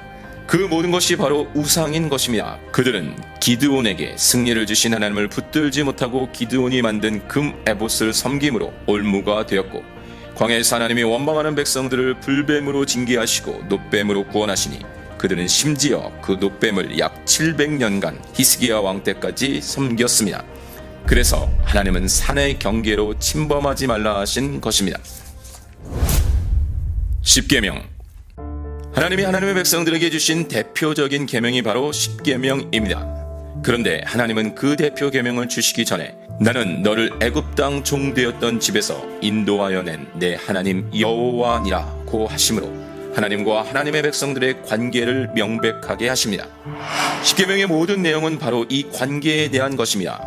그리고 첫 번째부터 네 번째까지는 하나님과의 관계에 대한 부분이고 다섯 번째부터 10번째까지는 사람과의 관계에 대한 부분입니다. 첫 번째 계명은 너는 나 외에는 다른 신들을 내게 두지 말라입니다. 두 번째 계명은 너를 위하여 새긴 우상을 만들지 말고 또 위로 하늘에 있는 것이나 아래로 땅에 있는 것이나 땅 아래 물속에 있는 것에 어떤 형상도 만들지 말며 그것들에게 절하지 말며 그것들을 섬기지 말라입니다. 세 번째 계명은 너는 내 하나님 여호와의 이름을 망령되게 부르지 말라입니다. 네 번째 계명은 안식일을 기억하여 거룩하게 지키라입니다. 다섯 번째 계명은 내 부모를 공경하라입니다. 여섯 번째 계명은 살인하지 말라입니다. 일곱 번째 계명은 간음하지 말라입니다. 여덟 번째 계명은 도둑질하지 말라입니다. 9번째 계명은 내 이웃에 대하여 거짓 증거하지 말라입니다. 10번째 계명은 내 이웃의 집을 탐내지 말라입니다. 그런데 하나님의 백성들은 이 모든 계명을 범하였습니다. 하나님 외에 수많은 신들을 그들의 마음에 두었고 다양한 우상들을 섬겼으며 하나님의 이름을 멸시하였습니다. 그리고 안식일을 형식적으로 지켰습니다. 이렇게 하나님과의 관계가 무너지니 사람과의 관계는 자동으로 무너졌습니다. 그들은 부모를 공경하지 않았고 살인과 간음과 도둑질, 거짓 증거 그리고 탐심을 가지고 자신만을 위한 삶을 살았던 것입니다. 예수님은 구약의 모든 계명을 하나님 사랑에 다 넣으시고 그 하나님을 사랑하는 자는 이웃을 사랑한다고 하셨습니다. 그럼에도 하나님의 영광과 위엄을 본 백성들은 두려워하며 모세에게 우리가 듣고 행하겠나이다 라고 합니다. 아직 이들의 고백은 마음에서 나오는 것이 아닙니다. 그들도 알고 하나님도 아십니다. 그러나 하나님께서도 이때만큼은 이 백성이 내게 말하는 그 말소리를 내가 들은즉 그 말이 다 옳도다. 다만 그들이 항상 이 같은 마음을 품어 나를 경외하며 내 모든 명령을 지켜서 그들과 그 자손이 영원히 복받기를 원하노라고 하십니다. 이것이 바로 하나님의 원하심입니다. 하나님의 원하심은 구원이지 심판이 아닙니다. 하나님은 우리가 어떤 삶을 살았고 지금 살고 있으며 앞으로 살 것인지를 아심에도 하나님의 자녀로 하나님을 왕으로 모시고 변함없이 살기를 원하시는 것입니다. 하나님이 하나님의 백성에게 법을 주신 이유. 하나님은 십계명 외에 각종 법을 하나님의 백성에게 주셨습니다. 제단에 관한 법, 종에 관한 법, 폭행에 관한 법, 주인의 책임에 관한 법, 배상에 관한 법, 도덕에 관한 법, 공평에 관한 법, 안식년과 안식일에 관한 법, 무교절, 맥주절, 그리고 수장절에 관한 법 등입니다. 이스라엘 백성의 조상인 아브라함이 메소포타미아 문명 지역에 있을 때도 그들 자체의 생활 규범이 있었을 것입니다. 물론 그들이 거쳐간 하란에도 머물던 가나안 그리고 애굽에도 그 지역 주민들의 토착신과 함께 그들만의 규범이 있었을 것입니다. 그러나 사실은 무법 세상이었고 힘이 있는 자가 왕이 되는 세상이었기에 누구나 왕이 되기 위해 힘을 가지려 했던 우상 숭배가 넘쳐나는 패역의 세상이었습니다. 삶의 기준이 없었습니다. 그런 세상에서 하나님이 삶의 기준을 주시는 것입니다. 그러므로 우리는 그 법의 내용도 알아야 하지만 그 법을 주신 하나님의 의도를 알아야 합니다. 법이 더 합리적이고 이성적이고 지킬 만한지가 중요한 것이 아니라 나는 너를 애굽 땅 종되었던 집에서 인도하여 낸 내 하나님 여호와니라는 선언을 잊어서는 안 됩니다. 우리가 지킬 수 있고 없고의 문제가 아니라는 것입니다. 우리가 더 합리적이고 아니고를 따질 문제가 아니라는 것입니다. 또한 우리는 알아야만 합니다. 하나님이 이들에게 주시는 법은 궁극적으로 그 법을 지킬 수 없는 자신들의 죄성을 발견하며 더욱 하나님의 은혜를 구하고 하나님의 긍휼하심이 없이는 살 수 없는 존재임을 깨달아 알라고 주신 것이지 절대 율법대로 살면 살리고 못 살면 죽이신다는 것이 아닙니다. 이미 행위 언약은 에덴 동산에서 끝이 나고 이후 모든 언약은 은혜 언약 안에 있는 것입니다. 다시 말하면 율법을 지켜야만 하나님의 복을 받는 것이 아니라 율법의 역할을 통해서 율법을 지킬 수 없는 존재임을 발견하고 더 은혜의 자리로 나아가는 것입니다. 그의 귀를 뚫을 것이라. 만일 히브리인 종을 두었다면 일곱째 해에는 자유인이 되도록 해야 합니다. 당시 무법천지 세상에서는 말도 되지 않는 법입니다. 한 번 종이면 평생 종이고 대대로 종이지 7년째 되는 해에 자유를 준다는 것은 오직 하나님의 백성들만 할 수 있는 법입니다. 그래서 법의 가장 큰 역할 중 하나가 구별입니다. 그런데 만일 그 종이 나가 자유인이 되기를 원하지 않으면 주인은 그를 데리고 제사장에게 가서 문설주에 그 종의 귀를 대고 뚫어야 합니다. 그러면 그 종은 평생을 그 주인의 종으로 살게 되는 것입니다. 자유의 선택이 주어졌지만 스스로가 원해 자원하는 종이 되었기 때문입니다. 그 종은 귀를 뚫을 때 양쪽이 아닌 한쪽만 뚫었습니다. 그 말은 이젠 한 주인의 말만 듣고 살겠다는 헌신인 것입니다. 문설주에서 자원하는 종이 된 자는 평생 주인의 종이 되었듯 우리는 모두 하나님께 자원하는 종이 되어야 합니다. 오직 하나님의 말씀만 들어야 합니다. 반드시 죽일지니라. 사람을 고의로 죽인 자는 반드시 죽이라 하십니다. 아버지나 어머니를 치는 자는 반드시 죽이라 하십니다. 사람을 납치한 자는 반드시 죽이라 하십니다. 아버지나 어머니를 저주하는 자도 반드시 죽이라 하십니다. 생명은 생명으로, 눈은 눈으로, 이는 이로, 손은 손으로, 발은 발로, 된 것은 된 것으로, 상하게 한 것은 상함으로, 때린 것은 때림으로 갚으라 하셨습니다. 당신은 손가락만 다쳐도 살인이 일어나고 한 사람이 잘못하면 그 가족을 몰살시키고 한 가족의 문제이면 마을 전체에게 복수를 하던 시대에 하나님은 하나님의 백성에게 공평의 법을 주신 것입니다. 하나님은 이 공평의 법의 기준을 예수 그리스도에게도 적용하실 것입니다. 성경은 한 사람의 범죄를 인하여 많은 사람이 죽었은즉 더욱 하나님의 은혜와 또한 한 사람 예수 그리스도의 은혜로 말미암은 선물은 많은 사람에게 넘쳤느니라고 선포합니다. 소가 본래 받는 버릇이 있고, 본래 받는 버릇이 있는 소가 사람을 죽이면 그에 따른 보상과 대가를 치러야 했습니다. 소는 죽어야 마땅하고 주인은 책임을 져야 합니다. 소가 본래부터 받는 버릇이 있는데 주인이 잘 돌보지 못했기에 주인에게도 책임이 있다는 것입니다. 우리는 그와 같이 본래부터 죄 지을 수밖에 없었습니다.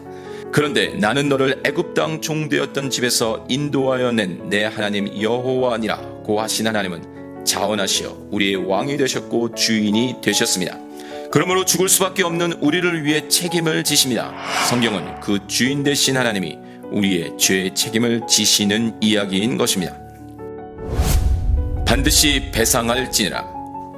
하나님의 백성들 사이에서 벌어지는 일들에 대해 정해진 내용대로 반드시 배상해야 합니다. 그냥 없던 것으로 갈 수 없습니다. 그와 같이 하나님의 백성들의 범죄에 대해서는 하나님이 역사 안에서 분명히 징계를 하실 것입니다.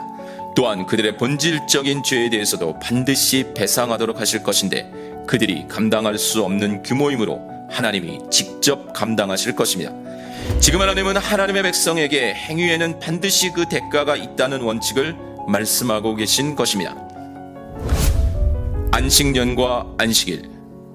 하나님은 6년 동안은 땅에 파종하여 그 소산을 거두고 7년째는 묵혀두어서 백성의 가난한 자들이 먹게 하고 그 남은 것은 들짐승이 먹게 하라고 하십니다. 포도원과 감람원도 그렇게 하라고 하십니다. 이 얼마나 당시로는 말이 되지 않는 말씀입니까? 또한 하나님은 6일 동안은 일하라고 7째 날에는 쉬라고 하십니다. 소도 나귀도 여종의 자식과 나그네도 숨을 돌리도록 하라고 하십니다. 이 역시도 얼마나 말이 되지 않는 말씀입니까? 당시 세상에서 이렇게 사는 백성들은 없었습니다. 기회가 되면 차지해야 하고 살인은 불법이 아닌 정당한 행위이며 도둑질, 간음, 거짓말 등은 못하는 자들이 바보이지 당연한 삶의 원리였습니다. 그런데 하나님은 하나님의 백성들에게 다른 삶을 살라고 하시는 것입니다. 이스라엘 백성들에게 지금 모세를 통해서 주어지는 법들이 얼마나 황당하고 말이 되지 않은 것인지는 앞으로 그들의 삶의 단면들을 통해서 계속 고발되어질 것입니다. 이외에도 하나님은 각종 법을 주셨습니다. 무당을 살려두지 말고 짐승과 행음하는 자는 반드시 죽일 것이고 하나님 외에 다른 신에게 제사를 드리는 자는 멸할 것이며 나그네와 과부와 고아 그리고 가난한 자를 돌봐야 합니다. 또한 가난한 자든 원수든 이미 앞서 말한 대로 눈에는 눈만 대가로 치르는 공평함이 있어야 합니다.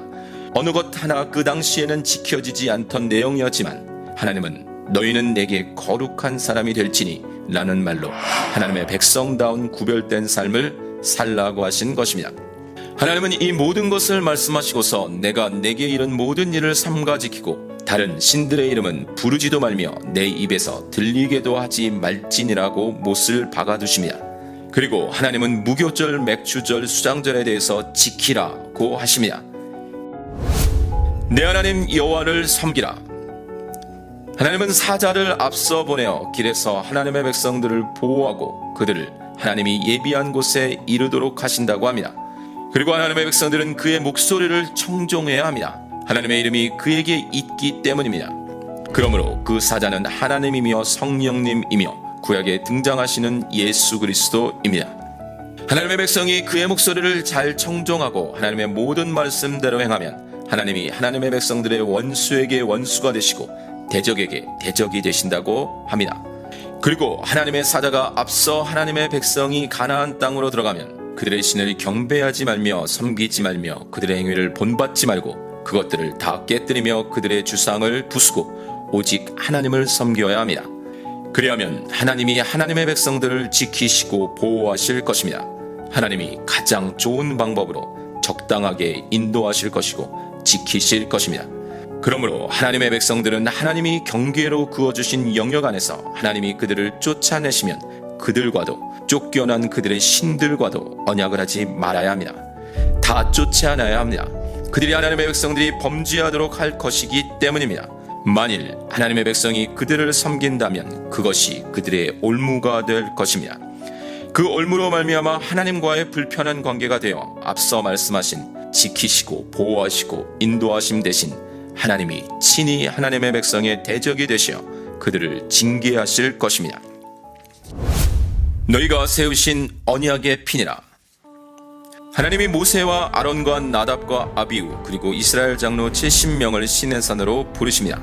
그리고 멀리서 경배한 후 모세만 하나님께 가까이 오라고 하십니다. 모세는 하나님의 모든 말씀을 기록하고 산 아래에 제단을 쌓고 12지파대로 12기둥을 세우고 서로 번제와 화목제를 드리게 합니다. 그리고 그 피를 가지고 하나님과 하나님의 백성들 사이에 반은 양푼에 담고 반은 제단에 뿌리고 언약서를 가져다가 백성에게 낭독하여 듣게 합니다. 그리고 마침내 하나님의 모든 말씀을 우리가 듣고 준행하리이다 라는 백성들의 화답을 듣고 모세는 그 양푼에 담아둔 피를 백성에게 뿌리며 이는 하나님께서 이 모든 말씀에 대하여 너희와 세우신 언약의 피라고 합니다. 하나님은 이제 하나님의 백성들을 보실 때 이 언약의 피와 함께 이 언약의 피를 통해 보실 것입니다. 그리고 그 피의 언약을 맺은 후 모세와 함께 올라온 자들과 하나님이 먹고 마셨다고 합니다. 하나님의 임재로 그들을 덮은 것입니다. 이 언약의 피는 오실 예수 그리스도의 피를 예표합니다. 하나님은 이제 하나님의 백성들과 밀고 당기기를 하실 것입니다. 수없이 하나님의 백성의 패역이 진행되겠지만 하나님은 하나님이 지금 세우신 공평의 법대로 행하실 것입니다. 19강 출애굽기 25장에서 40장 성막, 송아지 우상. 하나님의 백성을 광야로 부르신 하나님은 시내산에서 피의 언약을 맺으셨습니다. 내 하나님 여호와를 섬기라 그리하면 여호와가 너희의 양식과 물에 복을 내리고 병을 제하리라는 말씀은 쌍방 언약처럼 보이지만 이 시내산 율법 언약 역시도 은혜 언약입니다. 하나님이 이미 죄인된 자들과 맺으시는 언약은 모두 은혜 언약인 것입니다. 이렇게 피의 언약으로 마치 약혼 선언식을 치르신 하나님은 혼인을 준비하시기 위해 혼인 서약서와 같은 십계명을 주시고 그 신혼집과 같은 성막을 지시하시기 위해 모세를 부르십니다. 모세는 40일 밤낮을 그곳에 있습니다. 성막 지시. 하나님은 모세를 통해 증거궤와 속죄소, 진설병을 두는 떡상, 등잔대와 기구들, 성막과 휘장, 번제단, 성막의 뜰, 제사장의 옷, 판결 흉패, 제사장의 또 다른 옷들, 제사장 직분 위임, 분향단, 물두멍, 거룩한 향기름, 그리고 거룩한 향 등의 내용을 말씀하셨습니다. 기쁜 마음으로 내는 자의 것을 받을지니라. 성막을 짓는 데는 금, 은, 놋, 각색 실, 짐승들의 털과 가죽, 조각목, 각종 향 재료와 각종 보석 등이 필요했습니다. 이스라엘 백성들에게 그 물품들이 있었습니다. 그들이 가지고 있었던 것들도 있고 출애굽할 때 애굽 사람들로부터 취한 물품도 있었습니다. 그런데 하나님은 명백하게 기쁜 마음으로 내는 자가 내게 바치는 모든 것을 너희는 받을지니라고 하십니다. 하나님은 그들의 물품을 원하시는 것이 아니라 그들의 마음을 원하시는 것입니다. 내가 내게 보이는 모양대로 지을지니라. 당연한 것이지만 분명히 알아야 할 것은 성막은 하나님을 위해 짓는 것입니다. 성막은 하나님을 위하여 짓는 것이고 하나님의 것입니다. 그러므로 성막은 하나님이 보이시고 지시하시는 모양대로 지어야만 합니다. 노아가 방주를 오직 하나님이 말씀하신 대로 지은 것과 같이 하나님의 방법대로 해야 합니다. 그래야 하나님을 위한 것이고 하나님의 것이 되는 것입니다. 우리가 원하는 대로 우리가 뜻하는 대로 짓는 것은 우리 것입니다. 기억해야 합니다. 앞으로 이어질 성전도 예수 그리스도의 모든 사역도 하나님의 뜻에 의해서 이루어질 것입니다. 우리도 하나님의 말씀대로 지어졌듯이 하나님의 말씀대로 살아야 합니다. 내가 너와 만나고 내게 명령하리라. 하나님은 성막의 안쪽 지성소 안에 있는 증거궤 위 속죄소에서 하나님의 백성을 대표하는 대제사장을 만나시고 하나님의 백성들을 위하여 명령하실 모든 것을 말씀하실 것입니다. 속죄소가 없이 증거궤만 있으면 그 앞에 설 수 있는 자가 아무도 없습니다. 그래서 속죄소가 증거궤를 덮고 하나님은 그 속죄소를 통해 하나님의 백성을 만나 주시겠다는 것입니다. 이후 온전한 속죄소로 오실 예수 그리스도로 말미암아 우리는 하나님을 만날 수 있는 것입니다. 그리고 이 속죄 의식은 이제 성전을 거쳐 예수 그리스도의 십자가를 향해 달려갈 것입니다. 저녁부터 아침까지 항상 등불을 보살피라. 등불의 기름은 감람으로 짠 순수한 기름을 사용하여 끊이지 않게 불을 켜되 아론과 그의 아들들은 저녁부터 아침까지 항상 여호와 앞에 그 등불을 보살펴야 합니다. 다른 어떤 것과도 섞이지 않은 감람 기름은 성령의 기름입니다. 아론과 그의 아들들은 불완전한 존재이지만 온전한 대제사장 되시는 예수 그리스도는 성령의 사역으로 세상 끝날까지 항상 우리와 함께 하실 것입니다. 나는 그들의 하나님 여호와니라. 하나님은 번제단에서 매일 아침 저녁으로 번제를 드리라고 하십니다. 그리고 그 번제단의 제사를 통해 하나님의 백성들을 만나 주시는데 하나님의 영광으로 말미암아 회막이 거룩하게 될 것입니다. 하나님이 임하심으로 하나님이 회막도 제단도 그리고 제사장들도 거룩하게 하여 제사장 직분을 행하게 하실 것입니다. 그리고 하나님은 내가 이스라엘 자손 중에 거하여 그들의 하나님이 되리니 그들은 내가 그들의 하나님 여호와로서 그들 중에 거하려고 그들을 애굽 땅에서 인도하여 낸 줄을 알리라. 나는 그들의 하나님 여호와니라고 하십니다. 너희의 생명을 대속하리라. 하나님은 모세에게 이스라엘 백성들 중 20살 이상 된 자들의 수요를 계수하여 성소의 세겔로 반 세겔을 생명의 속전으로 내라고 하십니다. 이는 그들 중에 질병이 없게 하려 함이고 그 속전을 회막 봉사에 쓰기 위함입니다. 그런데 부자라고 더 내지도 말고 가난한 자라고 덜 내지도 말라고 하십니다. 대신해 줄 수 없다는 것입니다. 하나님의 영을 그에게 충만하게 하여 하나님은 성막 제작을 위해 유다 지파의 부살렐과 단 지파의 오홀리압을 지명하여 부르셨습니다. 그리고 그들에게 하나님의 영을 충만하게 하시어 지혜와 총명과 지식과 여러 가지 재주로 정교한 일과 여러 가지 기술로 성막과 성막의 모든 기구들에 관해 하나님이 명하신 것을 다 만들도록 하셨습니다. 그들이 스스로가 만들어낸 재주가 아님을 알아야 합니다. 사람은 본능적으로 눈에 보이는 것을 우상화하기 때문에 그들의 손이 만들었다고 여겨 그 사람을 우상화하지만 분명히 알아야 합니다. 하나님이 그 모든 일을 할 수 있는 지혜와 총명과 지식과 여러 가지 재주와 기술을 하나님의 영을 충만하게 하시어 가능하게 하신 것입니다. 그들에게 하나님의 영이 빠지면 아무것도 할 수 없는 것입니다. 너희는 나의 안식일을 지키라. 하나님은 한 주에 한 날을 지목하시고 그 날을 지키라고 하십니다. 이것을 하나님과 하나님의 백성 사이에 표징으로 두신다고 합니다. 그날은 거룩한 날이 되고 그날을 더럽히는 자, 일하는 자는 죽이라고 하십니다. 안식일에는 처소에서 불도 피워서는 안 됩니다. 안식일을 지키는 것은 영원한 언약이며 영원한 표징입니다. 한 주에 하루를 정하여 지킨다는 것이 그리 단순한 문제가 아닙니다. 구약의 이스라엘 백성에게는 안식일이 토요일에 해당되고 예수 그리스도의 부활 이후에는 주일이 되었습니다. 그리고 무엇보다 중요한 것은 하나님이 지목하신 날을 하나님의 날로 지키는 것입니다. 다시 말하면 하나님의 스케줄에 우리가 맞추는 것입니다. 내 스케줄에 맞추어 아무 요일이건 맘대로 안식일이다 주일이다 할 수 없다는 것입니다. 다시 말하지만 가나안도 애굽도 그들의 사람 왕이 그리고 힘을 가진 자가 주인이었습니다. 그러나 하나님의 백성들은 하나님이 주인이 되어야 합니다. 안식일뿐 아니라 안식년, 번제, 절기 등 모두 하나님의 지시대로 이루어져야 합니다. 인식이 바뀌는 것이고 삶이 바뀌는 것이고 삶의 패턴이 바뀌는 것입니다. 지금 모세는 시내산 위에서 하나님으로부터 성막 지시를 받고 있습니다. 그런데 시내산 아래에서는 백성들이 아론과 훌 그리고 70 장로들과 함께 있습니다. 하나님은 이제 가나안을 가기 전에 광야에서 하나님의 백성들이 지키고 행할 10계명을 적은 두 돌판과 하나님의 백성을 만나실 장소인 성막에 관해 자세히 말씀하고 계시는데 아래에서는 영적인 바람을 피우고 있습니다. 하나님은 위에서 하나하나 조목조목 하나님의 백성들을 위해 하나님의 사랑을 드러내고 계실 때 아래에서는 전혀 딴 마음을 가지고 딴짓을 하고 있는 것입니다. 우리를 위하여 우리를 인도할 신을 만들라. 모세가 산에서 내려오지 않습니다. 성경은 모세가 산 위에서 40일을 있었다고 합니다. 그 40일을 기다리지 못해 산 아랫 사람들은 아론에게 일어나라, 우리를 위하여 우리를 인도할 신을 만들라. 이 모세 곧 우리를 애굽 땅에서 인도하여 낸 사람은 어찌 되었는지 알지 못함이니라고 합니다. 이들의 말을 자세히 들어봐야 합니다. 이들은 첫째 우리를 위하여 라고 하고 있습니다. 중심이 아직도 그들 자신입니다. 아직도 하나님이 우선이 아닙니다.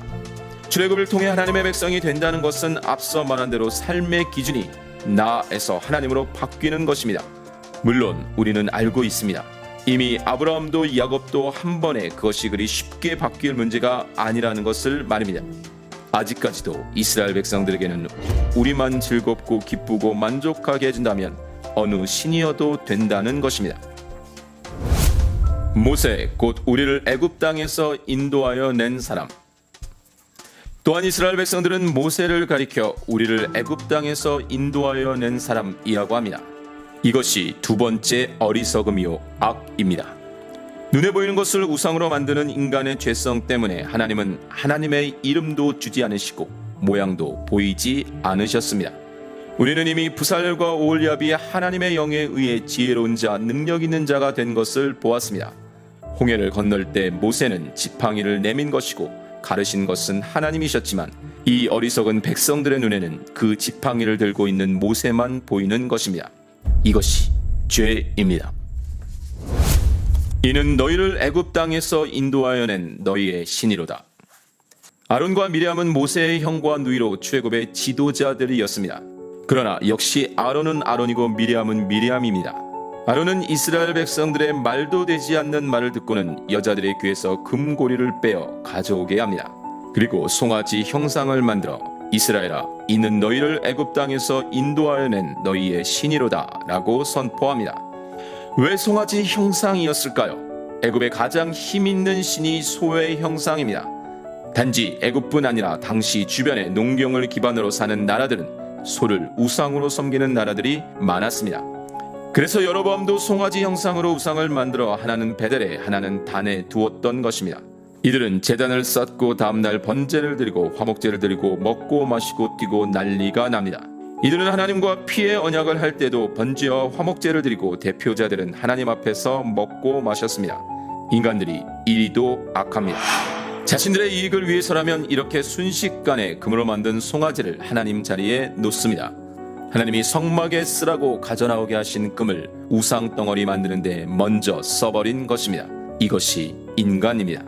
배은망덕이 딱 좋은 말인데 이 본질적으로 배은망덕한 백성의 행위를 아시면서도 부르시고 사랑하시는 하나님의 사랑은 우리로서는 이해할 수 없는 사랑입니다.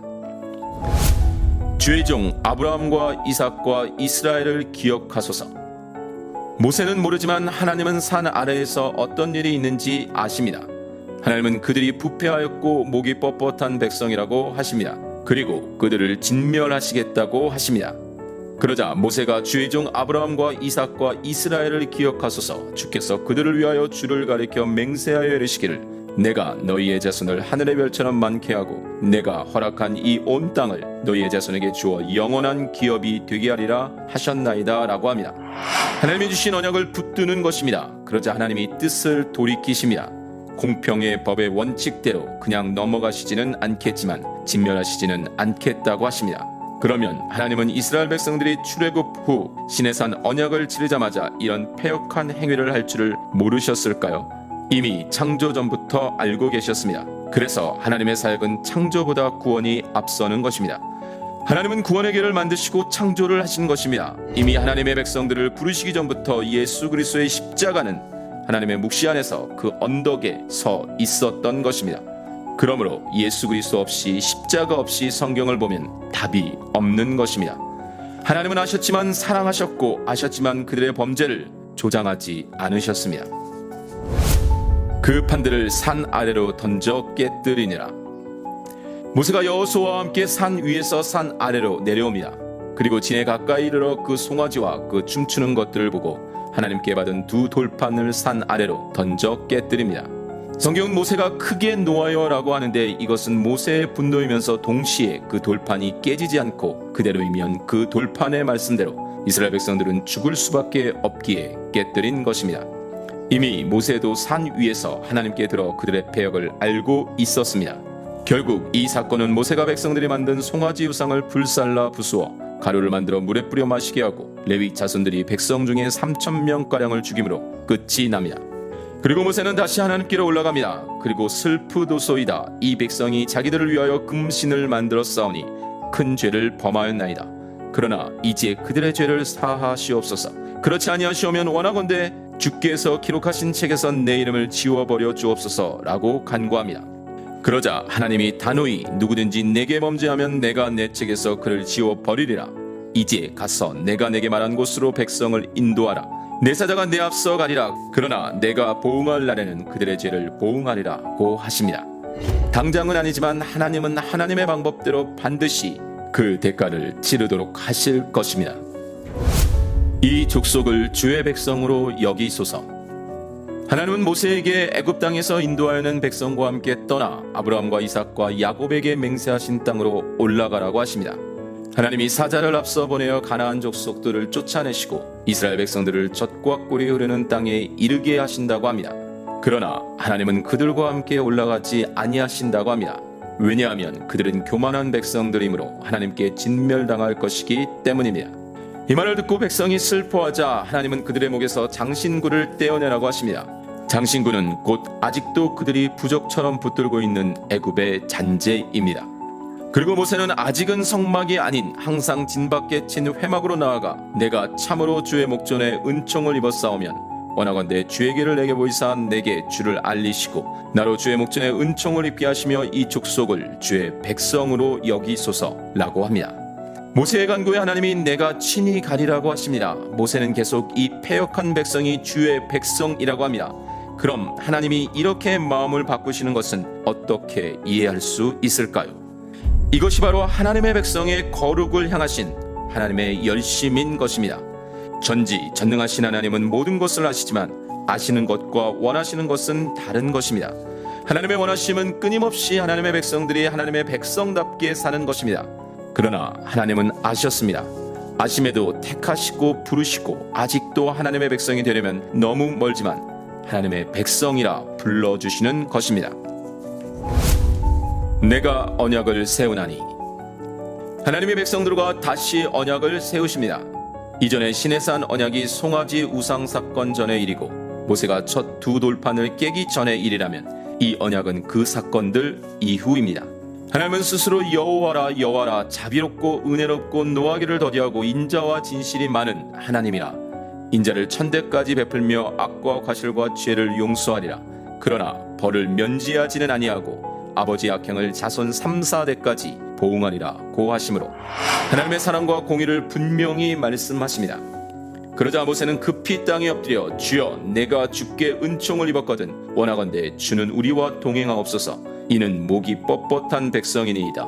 우리의 악과 죄를 사하시고 우리를 주의 기업으로 삼으소서라고 하여 오직 하나님의 긍휼을 구합니다. 그리고 하나님은 내가 언약을 세우나니 곧 내가 아직 온 땅 아무 국민에게도 행하지 아니한 이적을 너희 전체 백성 앞에 행할 것이라고 선포하십니다. 그리고 너는 내가 오늘 내게 명령하는 것을 삼가 지키라고 하시고 이스라엘 백성들에게 올무가 될 것이므로 가나안 족속들과는 언약을 세우지 말라고 하십니다. 오히려 그들의 우상을 헐고 깨뜨리고 찢고 그들에게 절하지 말고 그 땅의 주민들과는 교류도 하지 말라고 하십니다. 하나님이 질투하실 것입니다. 한마디로 하나님의 법대로 살라 하시는 것입니다. 하나님의 백성을 향한 하나님의 표현할 수 없는 사랑입니다. 모든 남자는 매년 3번씩 하나님 앞에 보일지라. 하나님은 이미 앞서 말씀하신 무교절, 77절 그리고 수장절을 지키라고 하십니다. 이 3가지 절기를 통해 모든 남자는 매년 3번씩 하나님 앞에 나와야 합니다. 절기에 대해서는 22강에서 자세히 하겠지만 중요한 것은 이 절기들을 통해 하나님을 기억하는 것이고 예수 그리스도를 발견하는 것입니다. 하나님의 행하심을 기억하고 하나님의 하나님 되심을 기억하라는 것입니다. 그리고 하나님은 또다시 이 말들을 기록하라고 하십니다.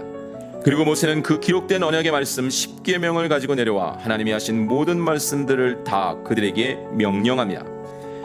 이제 한바탕 전쟁을 치르고 다시 성막 제작에 들어갑니다. 이전에는 성막에 대한 설계의 지시였다면 이젠 그 지시하심대로 성막이 제작될 것입니다. 성막 제작. 먼저 성막 물품들이 모여지는데 마음에 원하는 자, 마음이 지혜로운 자, 마음에 감동된 자와 자원하는 자들의 물품들을 받습니다. 하나님은 인색함이나 억지로 하는 것을 원하지 않으시고 즐겨내는 자들을 사랑하십니다. 성막을 위한 자원하는 예물은 모든 일을 하기에 넉넉하여 남았습니다. 성막 제작의 일꾼들은 하나님의 영에 충만하여 지혜와 총명과 지식으로 모든 일을 감당하도록 유다 지파의 부살렐과 단 지파의 오홀리압을 부르셨고, 그 외에도 하나님께서 지혜와 총명을 부으사 성소에 쓸 모든 일을 할 줄 알게 하신 자들은 모두 하나님께서 명령하신 대로 하도록 하였습니다. 이렇게 하나님은 유명의 일꾼들도 사용하셨고 또한 무명의 일꾼들도 사용하셨음을 기억해야 합니다. 하나님의 지시대로 성막과 휘장이 먼저 세워지고 가장 안쪽인 지성소에 증거궤와 속죄소, 그리고 성소에 진설병을 두는 떡상, 등잔대와 기구들, 그리고 분향단이 제작됩니다. 이어 번제단과 물두멍, 성막의 뜰로 성막 제작이 끝나고 이젠 성막에서 수종될 제사장들의 옷과 판결 흉패, 그리고 제사장의 또 다른 옷들이 만들어집니다. 성경은 이스라엘 자손이 이와 같이 성막 곧 회막의 모든 역사를 마치되 여호와께서 모세에게 명령하신 대로 다 행하였다고 합니다. 그리고 모세도 그 마친 모든 것을 보고 하나님께서 명령하신 대로 되었으므로 그들에게 축복하였습니다. 성막 설치. 성막이 하나님의 지시대로 세워집니다. 그리고 하나님이 지시하신 순서대로 모든 것을 설치하고 관여를 가져다가 성막 안에 있는 모든 것을 발라 모든 기구를 거룩하게 하라고 하십니다. 이후 아론과 그의 아들들을 씻기고 거룩한 옷을 입히고 기름을 부어 거룩하게 하여 제사장의 직분을 행하게 하라고 하십니다.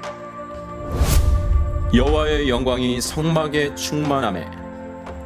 성막이 하나님이 말씀하신 대로 완성되고 구름이 성막에 덮이고 하나님의 영광이 성막에 충만하였습니다. 이후부터는 구름이 성막 위에서 떠오를 때에는 이스라엘 자손이 행진하였고 구름이 떠오르지 않을 때에는 떠오르는 날까지 나아가지 아니하였습니다. 낮에는 하나님의 구름이 성막 위에 있고 밤에는 불이 그 구름 가운데에 있음을 이스라엘의 모든 백성이 그 모든 행진하는 길에서 그들의 눈으로 보았습니다. 성막은 하나님이 하나님의 백성을 만나주시는 곳입니다. 그리고 하나님이 하나님의 백성을 만나주시는 길은 오직 예수 그리스도밖에는 없습니다. 그러므로 성막은 구약시대에 눈에 보이는 예수 그리스도의 모습인 것입니다. 계속해서 성막이 왜 예수 그리스도인지 찾아볼 것입니다. 성막을 통해 드러내신 하나님의 사랑, 그 이야기. 20강 출애굽기부터 민수기. 성막과 예수 그리스도. 성막은 하나님이 거하시는 처소이지만 사실은 세상 어디에도 하나님이 거하실 만한 곳은 없기에 하나님이 거해 주시는 것입니다. 하나님의 백성이 자격이 있어서가 아니라 하나님이 그 속죄의 피를 가지고 들어온 대제사장을 속죄소에서 만나 주시는 것입니다. 그래서 성막은 구약에 드러난 예수 그리스도의 가장 큰 예표입니다.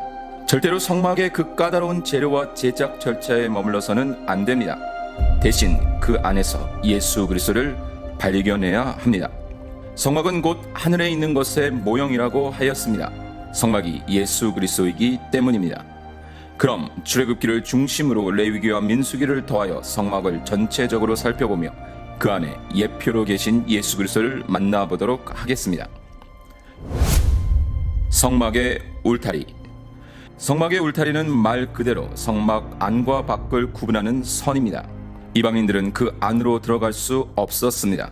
물론 이후 이방인의 개념은 혈통적 개념의 육적 이방인이 아닌 신앙적 개념의 영적 이방인임을 우리는 알고 있습니다. 또한 그 높이는 5규빗으로 약 2.5m가 됩니다. 그래서 성막 밖에서는 안을 들여다볼 수 없습니다. 밖에서 성막을 보면 보는 것은 오직 성막을 덮고 있는 짐승 가죽 덮개뿐이었습니다. 그래서 믿음 안으로 들어오지 않고 예수 그리스도 안에 머무르지 않으면 예수 그리스도도 흠모할 만한 것이 없고 하나님의 백성들도 세상에서 세상적인 매력이 없는 것입니다. 그 안으로 예수 그리스도 안으로 들어와야만 밖에서는 볼 수 없고 밖에서는 알 수 없는 세상에는 없는 진짜가 있는 것입니다. 성막의 문. 성막 밖에서 안으로 들어가는 문은 오직 한 문입니다. 성막 사방으로 12지파가 진을 치고 있었기에 사방에 문을 내면 훨씬 편리할 수 있을 것입니다. 그러나 문은 오직 동쪽 방향에 하나만 있었고 바로 그 동쪽에 진을 친 첫 번째 지파가 유다 지파입니다. 예수님은 나는 양의 문이라 내가 문이니 누구든지 나로 말미암아 들어가면 구원을 받고 또는 들어가면 나오며 꼴을 얻으리라고 하셨고 예수 그리스도가 유다 지파에서 오셨습니다. 그리고 성막들의 문은 청색, 자색, 홍색 그리고 백색의 사색의 문인데 청색은 생명의 색으로 생명 대신 예수 그리스도를, 자색은 왕권의 색으로 왕 대신 예수 그리스도를, 홍색은 피의 색으로 고난의 예수 그리스도를, 그리고 백색인 배실은 순결의 색으로 순결하신 예수 그리스도를 예표합니다. 또한 성막문의 문에는 문턱이 없으며 문 크기가 20규빗, 약 10m 정도 되는 크기의 큰 문이었습니다. 그래서 성경은 세상 어떤 조건으로가 아닌 오직 믿음으로 누구든지 주의 이름을 부르는 자는 구원을 받으리라고 선포합니다. 번제단. 이제 성막 밖에서 안으로 들어왔습니다. 성막 밖에서는 안을 볼 수 없고 안에서 어떤 일이 일어나는지 알 수도 없습니다. 반드시 동쪽에 있는 문턱도 없고 매우 큰 그러나 오직 하나밖에 없는 문을 통해서 들어오면 제일 먼저 만나는 것이 번제단입니다.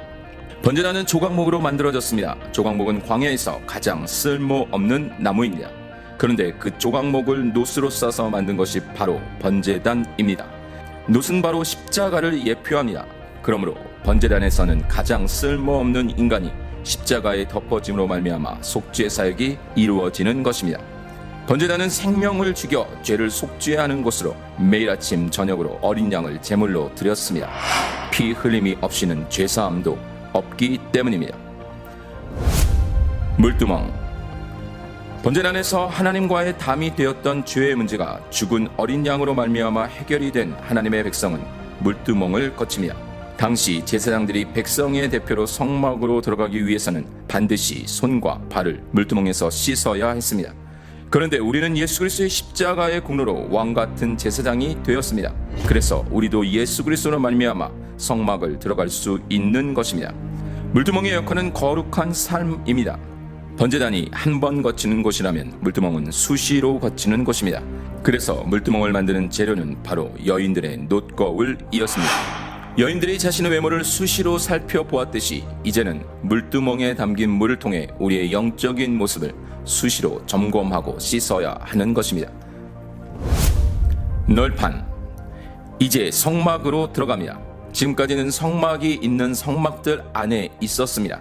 성막들의 동쪽 문을 통해 들어와 번제단을 거치고 물두멍을 거친 후에는 성막으로 들어가는데 직사각형인 성막은 등대와 떡상 그리고 분향단이 있는 정사각형의 성소와 다시 법궤와 속죄소가 있는 정사각형의 지성소로 구분됩니다. 그럼 성막은 어떻게 만들어졌을까요? 먼저 성막의 벽은 역시 조각목 널판을 사용해서 연결했습니다. 널판들은 각각 2개의 은받침 위에 세워져 있었고 띠로 연결되어 있었습니다. 그리고 그 조각목이 모두 금으로 쌓여 있었습니다. 그러므로 겉을 보면 금으로 쌓인 조각목들이 연결된 금으로 된 벽을 발견하는 것이고 속의 실체를 보면 광야에서 제일 쓸모없는 조각목들일 뿐입니다. 이와 같이 하나님의 백성들은 개개인으로는 아무 쓸모가 없습니다. 그런데 정금과 같은 믿음의 옷을 입고 사랑의 띠, 진리의 띠로 연합되어 믿음을 뜻하는 은받침 위에 서서 그 안에 하나님의 임재를 상징하는 법궤를 품고 있는 것이 바로 널판으로 된 벽입니다. 덮개. 성막의 덮개는 모두 4종류로 덮여 있었습니다. 안쪽으로부터 보면 먼저 첫 번째 덮개는 성막들 문과 같이 청색, 자색, 홍색 그리고 백색의 4색이 천이 있었습니다. 두 번째 덮개는 염소털로 실을 만들어 짠 덮개였고 세 번째 덮개는 붉은 물들인 순양 가죽으로 만들어졌습니다. 그리고 마지막 4번째 덮개는 해달의 가죽이라고도 한 물개의 가죽이었습니다. 다른 성막의 기구와 재료들도 그렇지만 덮개도 예수 그리스도를 예표하고 있습니다. 첫 번째 덮개는 성막들의 문과 같이 청색은 생명의 색으로 생명 대신 예수 그리스도를, 자색은 왕권의 색으로 왕 대신 예수 그리스도를, 홍색은 피의 색으로 고난의 예수 그리스도를, 그리고 백색인 백실은 순결의 색으로 순결하신 예수 그리스도를 예표합니다. 두 번째와 세 번째 덮개의 재료인 염소와 양은 모두 제사의 제물로 가장 많이 쓰인 동물들이었습니다. 그리고 성막 바깥에서 유일하게 보이는 네 번째 덮개인 해달 또는 물개의 가죽은 가장 바깥쪽을 덮고 있어 해와 바람과 먼지 등으로 인해 외관상 가장 볼품이 없었습니다. 성경은 예수 그리스도를 그는 주 앞에서 자라나기를 연한 순 같고 마른 땅에서 나온 뿌리 같아서 고운 모양도 없고 풍채도 없은즉 우리가 보기에 흠모할 만한 아름다운 것이 없도다. 그는 멸시를 받아 사람들에게 버림받았으며 간고를 많이 겪었으며 질고를 아는 자라. 마치 사람들이 그에게서 얼굴을 가리는 것 같이 멸시를 당하였고 우리도 그를 귀히 여기지 아니하였도다 라고 말합니다. 그렇습니다. 이제 더 살펴볼 성막의 기구들에 더하여 성막 내부는 성막 외부와 전혀 다른 세상입니다. 그런데 성막들 밖에서는 그 성막 안이 보이지 않으니 보이는 그 외적인 것만으로 판단하고 정죄하는 것입니다. 예수 그리스도로 말미암아 성막에 들어와서 번제단에서 죄 용서함을 받고 물두멍에서 자신을 돌아본 자들만이 성막 안으로 들어와 성막을 볼 수 있는 것입니다. 밖에서는 볼 수도 누릴 수도 없는 것입니다. 성경은 너희 안에 이 마음을 품으라 곧 그리스도 예수의 마음이니 그는 근본 하나님의 원체시나 하나님과 동등됨을 취할 것으로 여기지 아니하시고 오히려 자기를 비워 종의 형체를 가지사 사람들과 같이 되셨고 사람의 모양으로 나타나사 자기를 낮추시고 죽기까지 복종하셨으니 곧 십자가에 죽으심이라고 말합니다. 예수 그리스도는 그렇게 본질적으로 완전하신 하나님이셨지만 죄인의 육신을 입고 이 땅에 오신 것입니다. 성막 입구. 성막 입구 역시도 성막들의 문과 같이 청색, 자색, 홍색 그리고 백색의 네색의 문이 돼 청색은 생명의 색으로 생명 대신 예수 그리스도를, 자색은 왕권의 색으로 왕 대신 예수 그리스도를, 홍색은 피의 색으로 고난의 예수 그리스도를, 그리고 백색인 배실은 순결의 색으로 순결하신 예수 그리스도를 예표합니다. 등잔대. 성막 안에는 창이 없습니다. 위도 물론 완전히 덮여 있어 외부의 빛은 없습니다. 오직 등잔대의 빛만 있을 뿐입니다. 먼저 등잔대는 보기에 7개의 가지입니다. 가운데 가지를 중심으로 좌우로 3개씩 대칭을 이루고 있습니다. 그래서 좌우 합하여 6개의 가지는 불완전한 하나님의 백성입니다. 그런 하나님의 백성이 예수 그리스도와 함께 있을 때 7개로 완전해지는 것이고 좌우가 중심인 예수 그리스도로 연합되어야 함을 말합니다. 사람은 천하없이 모두 죄인이므로 사랑할 대상이지 의지할 대상이 아닙니다. 오직 하나님만이 예수 그리스도만이 우리의 의지의 대상이십니다. 등잔대는 모양이 살구꽃 형상이었습니다. 살구꽃은 팔레스타인 지방에서 겨울을 지나 가장 먼저 피는 꽃입니다. 바로 예수 그리스도의 부활이며 부활의 능력을 믿는 성도를 말합니다. 그리고 등잔대는 정금 1달란트를 붓거나 입혀서 만들지 않고 쳐서 만들었습니다. 예수 그리스도의 고난이며 성도의 고난입니다. 고난과 연단 후 온전한 모양으로 서는 것입니다. 등잔대의 모든 기구들도 모두 정금으로 만들었습니다. 그리고 등잔대는 오직 감람류를 사용해서 빛을 비추었는데 그 감람류는 성령의 임재를 뜻합니다. 그러므로 등잔대는 자체로 예수 그리스도이며 동시에 부활하신 예수 그리스도로 말미암아 오실 성령이며 성령으로 말미암아 새롭게 될 하나님의 백성인 것입니다. 진설병상. 성막 안에서 유일하게 먹을 음식인 떡이 있는 곳이 바로 진설병상입니다. 진설병상은 두말할 것 없이 말씀의 상입니다. 성막 안은 모든 것이 정금이요 덮개도 가장 안쪽은 화려한 4가지 색으로 된 세마포천이었습니다. 그러나 바닥은 여전히 흙바닥임을 알아야 합니다. 성막 안에서 자의로든 타의로든 더럽혀질 수 있습니다. 번제단에서 죄 용서는 받았지만 우리는 여전히 죄에 노출되어 있는 죄인인 것입니다. 그러므로 예수 그리스도로 말미암아 죄사함을 받고 정결케 된 하나님의 백성들이 성막 안에서 생명으로 옛날마다 생명의 말씀을 먹어야 하는 것입니다. 행실을 깨끗하게 하고 하나님께 범죄하지 않기 위해 주의 말씀을 붙들어야 하는 것입니다. 진설병 위의 떡은 매 안식일마다 바뀌어졌고 바뀌어진 떡은 성막 안 거룩한 곳에서 제사장들이 먹었습니다. 진설병 상의 떡은 기름을 섞어 반죽하여 만들었고 12개의 떡 위에는 유향 2병이 놓여있어 먹을 때도 항상 기름과 함께 먹었습니다. 그와 같이 하나님의 말씀은 성령의 인도하심과 동행하심으로 먹어야 하는 것입니다. 분향단. 성막 안 성소에 들어가면 제일 먼저 눈에 들어오는 것이 등잔대에서 나오는 빛입니다. 바로 예수 그리스도로 말미암은 성령의 빛입니다.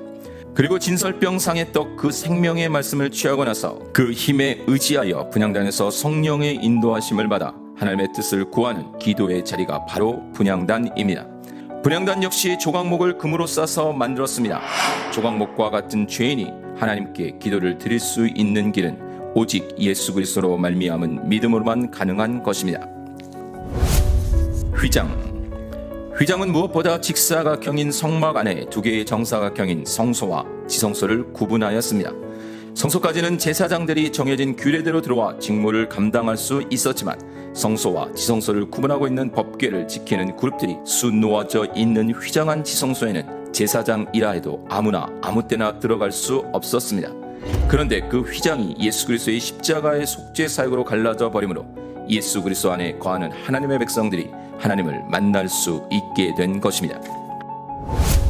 속죄소. 시은소로 불리기도 하는 속죄소는 조각목을 정금으로 싸고 역시 정금으로 속죄소 두 끝을 쳐서 두 개의 그룹을 만든 법궤 뚜껑입니다.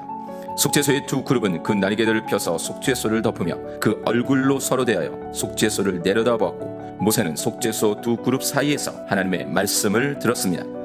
바로 이 법궤 뚜껑이 법궤 안에 있는 하나님의 공의와 진노를 드러내는 십계명과 아론의 쌍난 지팡이 그리고 만나를 담은 항아리의 징계를 맡고 있는 것입니다. 그래서 속죄소이며 시은소인 것입니다. 이스라엘 백성들은 성소 마당만 들어갈 수 있고 제사장을 통하여 제물의 피로써 죄사함을 받는 것입니다. 제사장은 매일 성소 안에 들어가 향을 피우고 등대를 살피고 떡을 차려놓는 일들을 합니다. 그리고 오직 대제사장만이 1년에 단 한 번 지성소에 들어가는데 그날이 바로 속죄일입니다. 오직 규례대로 선택받은 대제사장만이 1년에 한 차례 들어가서 백성의 죄를 속죄할 수 있었습니다. 법궤. 이제 성막의 가장 안쪽에 있는 법궤까지 왔습니다. 법궤까지 오기 위해서는 오직 한 문인 예수 그리스도로 말미암아 성막들로 들어와서 번제단에서 죄의 문제를 해결하고 물두멍에서 자신을 점검해야 합니다. 그렇게 정결케 한 후에 마침내 성막 안 성소로 들어와 등대의 조명 안에서 성막의 떡으로 힘입어 분향단에서 기도를 드린 후 지성소로 들어올 수 있는 것입니다. 그리고 대제사장이 법궤를 대면하는데 대제사장과 법궤 사이에는 속죄소가 있어 대제사장뿐 아니라 백성의 죄를 덮어주는 것이고 대제사장이 들고 들어온 속죄피로 말미암아 죽임을 당하지 않는 것입니다. 법궤는 하나님이 임재하시는 자리로서 하나님이 모세에게 모든 일을 법궤 위 두 그룹 사이에서 명하셨습니다. 그러므로 법궤는 바로 하나님의 말씀을 듣는 장소이고 하나님의 계시를 받는 장소였던 것입니다. 법궤 안에는 모세가 시내 산에서 받은 십계명 두 돌판, 아론의 쌍난 지팡이, 그리고 만나 항아리가 들어 있었습니다. 하나님의 백성들은 십계명의 말씀을 듣고서 우리가 듣고 행하겠나이다 라고 했지만 모세가 하나님으로부터 그 두 돌판을 받으러 올라간 사이 그 40여일을 기다리지 못하고 송아지 형상의 우상을 만들어 하나님을 반역했고 모세는 그 두 돌판을 깨뜨리고 다시 두 돌판을 만들어 가지고 올라가 하나님으로부터 십계명을 받아 법궤 안에 두었던 것입니다. 만나를 담은 항아리 역시 이스라엘 백성들이 우리가 애굽 땅에서 고기 까마 곁에 앉아있던 때와 떡을 배불리 먹던 때에 여호와의 손에 죽었더라면 좋았을 것을 너희가 이 광야로 우리를 인도해내어 이 온 회중이 줄여죽게 하는도다 라며 모세와 아론에게 원망했지만 결국 하나님을 원망함으로 그 원망함을 들으신 하나님이 만나를 항아리에 담아 법궤에 넣어 대대로 간수하라 하신 것입니다. 또한 아론의 쌍난 지팡이 역시 광야에서 고라당의 반역이 일어나서 모세와 아론을 대적하자 하나님이 징계로 땅이 그 입을 열어 그들과 그들의 집과 고라에게 속한 모든 사람과 그들의 재물을 삼키게 하셨습니다. 그런데 그 다음날 이스라엘 백성들은 오히려 모세와 아론을 원망하며 너희가 여호와의 백성을 죽였다고 하였습니다. 이에 하나님이 가문에 따라 지팡이 하나씩을 취하게 하고 법궤 안에 두라 하셨는데 오직 아론의 지팡이에만 살구 열매가 맺었습니다. 하나님은 아론의 지팡이는 증거궤 앞으로 도로 가져다가 거기 간직하여 반역한 자에 대한 표징이 되게 하여 그들로 내게 대한 원망을 그치고 죽지 않게 할지니라고 하셨습니다. 그렇습니다. 아론의 지팡이도 바로 반역의 표징으로 이스라엘 백성들의 반역과 패역의 산물이었던 것입니다. 그러므로 법궤가 하나님의 공의를 품고 있는 것이라면 법궤를 덮고 있는 속죄소가 하나님의 사랑과 은혜이며 예수 그리스도의 십자가인 것입니다. 그래서 법궤를 말할 때는 속죄소와 한 덩어리로 보는 것입니다. 그래야 하나님의 완전하신 사랑과 공의가 모두 드러나는 것입니다. 속죄소 없이 법궤만 있을 수 없고 법궤 안에 있는 세 가지가 없이 속죄소만 있을 수 없는 것입니다. 법궤는 곧 하나님의 공의와 사랑을 동시에 드러내신 예수 그리스도이며 십자가인 것입니다. 그 법궤가 있고 오직 대제사장만이 들어갈 수 있는 그 지성소의 자리가 예수 그리스도의 십자가 속죄로 말미암아 휘장이 갈라지고 열린 것입니다. 또한 우리는 성령으로 인하여 그 법궤가 상징하는 하나님이신 예수 그리스도가 우리 안에 거하게 되심으로 영적 지성소가 된 것입니다. 성경에는 세 종류의 법궤가 등장을 합니다. 먼저 하나님의 진노를 받아내고 그 안에 생명들을 살려낸 방주가 있었습니다. 또한 아들이 태어나거든 너희는 그를 나일강에 던지라는 바로의 명령을 어기고 하나님의 백성을 애굽에서 출애굽하는 데 쓰임받은 모세를 죽음의 나일강에서 살린 갈대 상자가 그렇습니다. 그리고 바로 성막의 법궤가 세 번째 법궤입니다. 세 가지 모두 하나님의 공의와 사랑을 내포하고 있습니다. 첫 번째 방주와 두 번째 갈대 상자에는 역청을 발랐고 세 번째 법궤에는 희생 제물의 피를 속죄소 두 그룹 사이에 뿌려야만 했습니다. 이제 성경은 조금씩 더 구체적으로 예수 그리스도의 모습과 사역을 드러내고 있습니다. 예수 그리스도를 찾아가는 이야기, 예수 그리스도의 이야기, 원소리 계속 이어집니다.